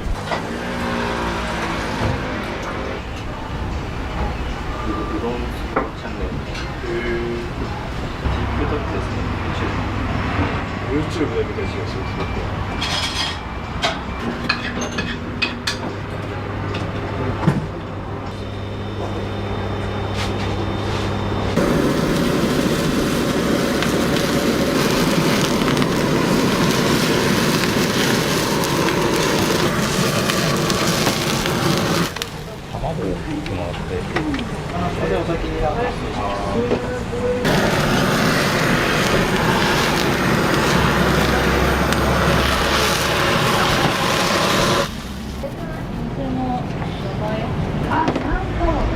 お待たせしました。辛さ普通です。すみません、半辛です。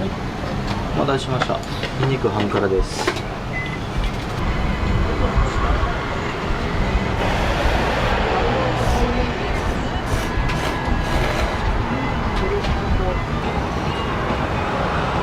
ありがとうございます。パンパン一つください。はい。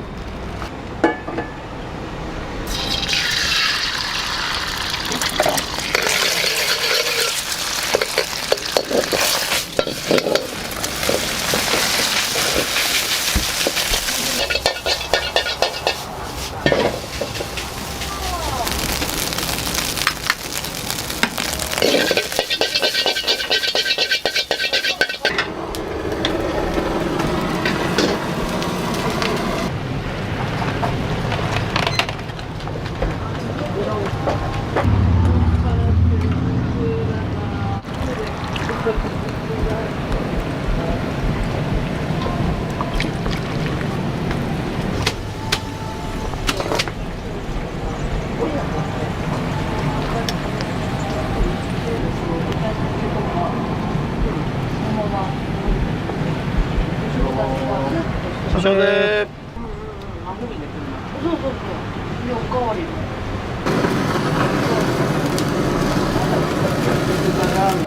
あ、はい、ありがとうございます。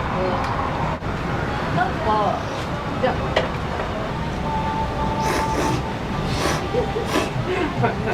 言われて笑っちゃう私。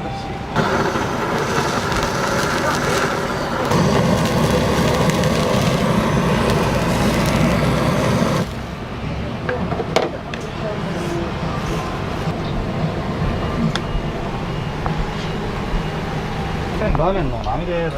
お待たせしました。うん、柔らかい。美味しい。うん。噛まなくても溶けます。焼き豚が多いと脂っこいイメージがあるんですけど、全然そんなことなくさっぱり、いける。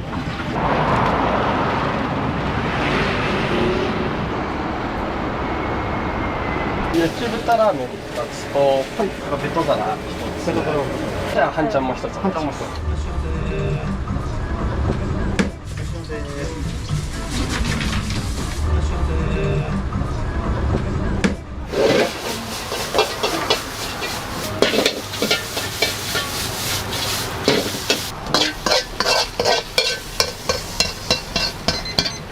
次にベトサラです。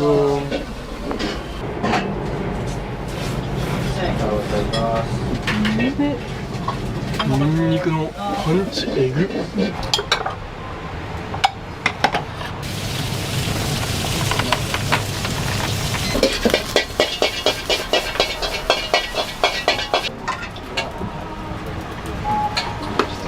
ありがとうございます。いただきます。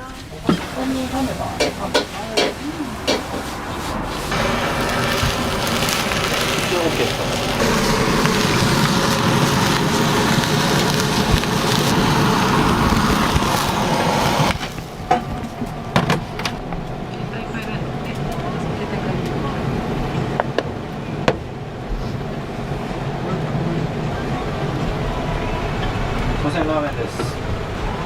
ラーメン肉盛りです。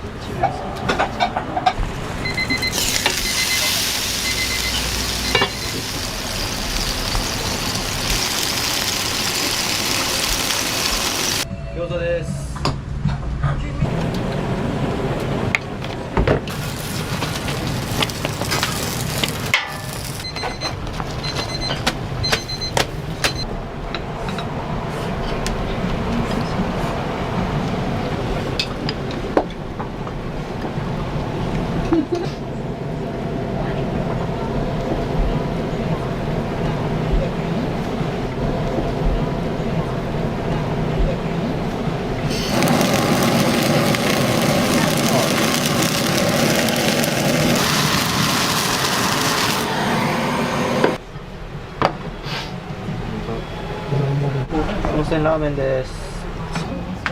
来たわ。あ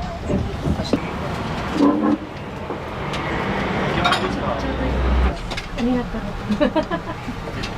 ごちそうさまですとラーメンとチャーハンとベト皿、焼き豚が、美味しかった。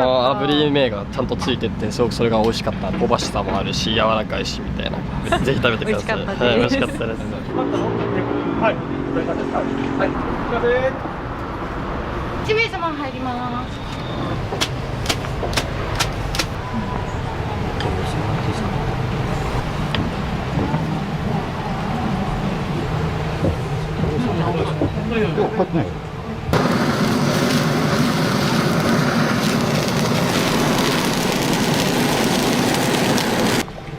すいません、ラーメンです。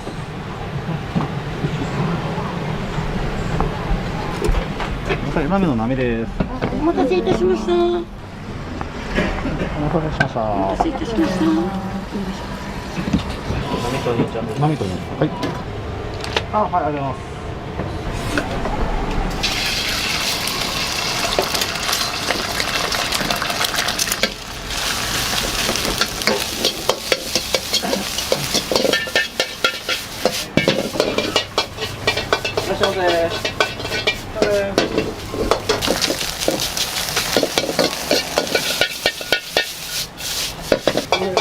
焼き豚ラーメン。はい。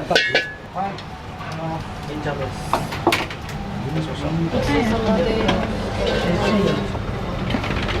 これで終わり。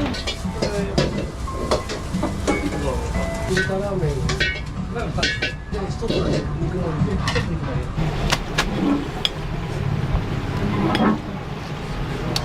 ありがとうございます。少々お待ちください。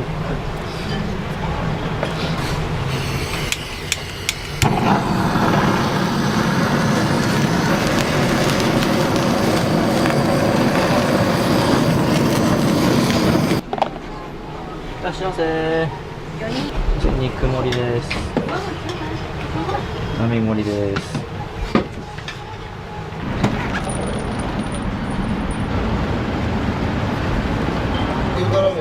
はい。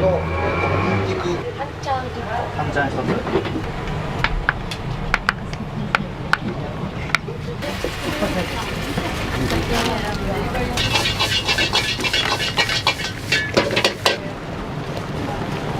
はい、ありがとうございます。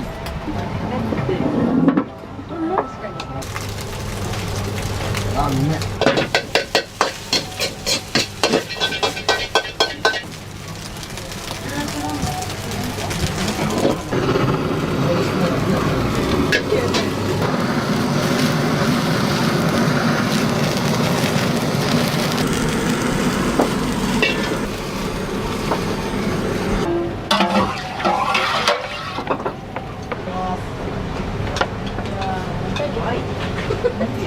ニンニクのお茶、ありですね。何もしてないわ、後悔するわ。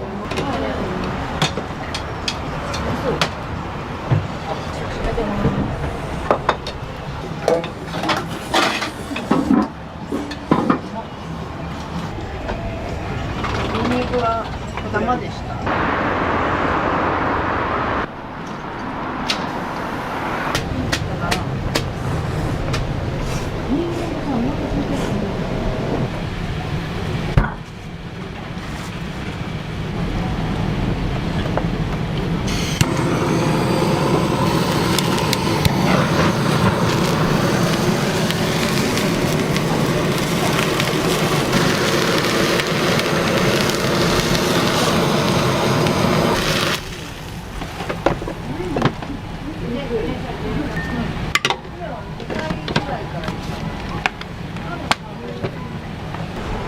ラーメン肉盛りです。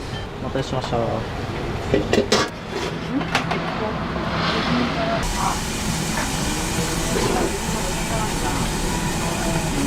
めんどくせえの何でもある。盛りで一つ半からです。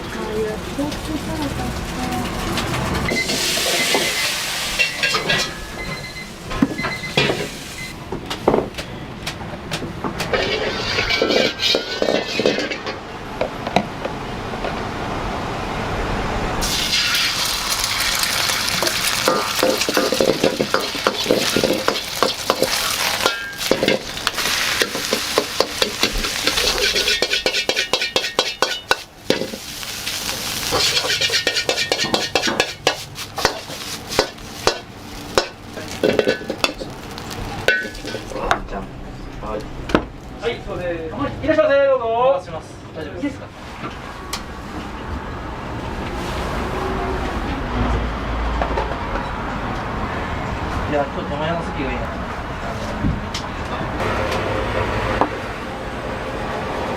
いらっしゃいませ。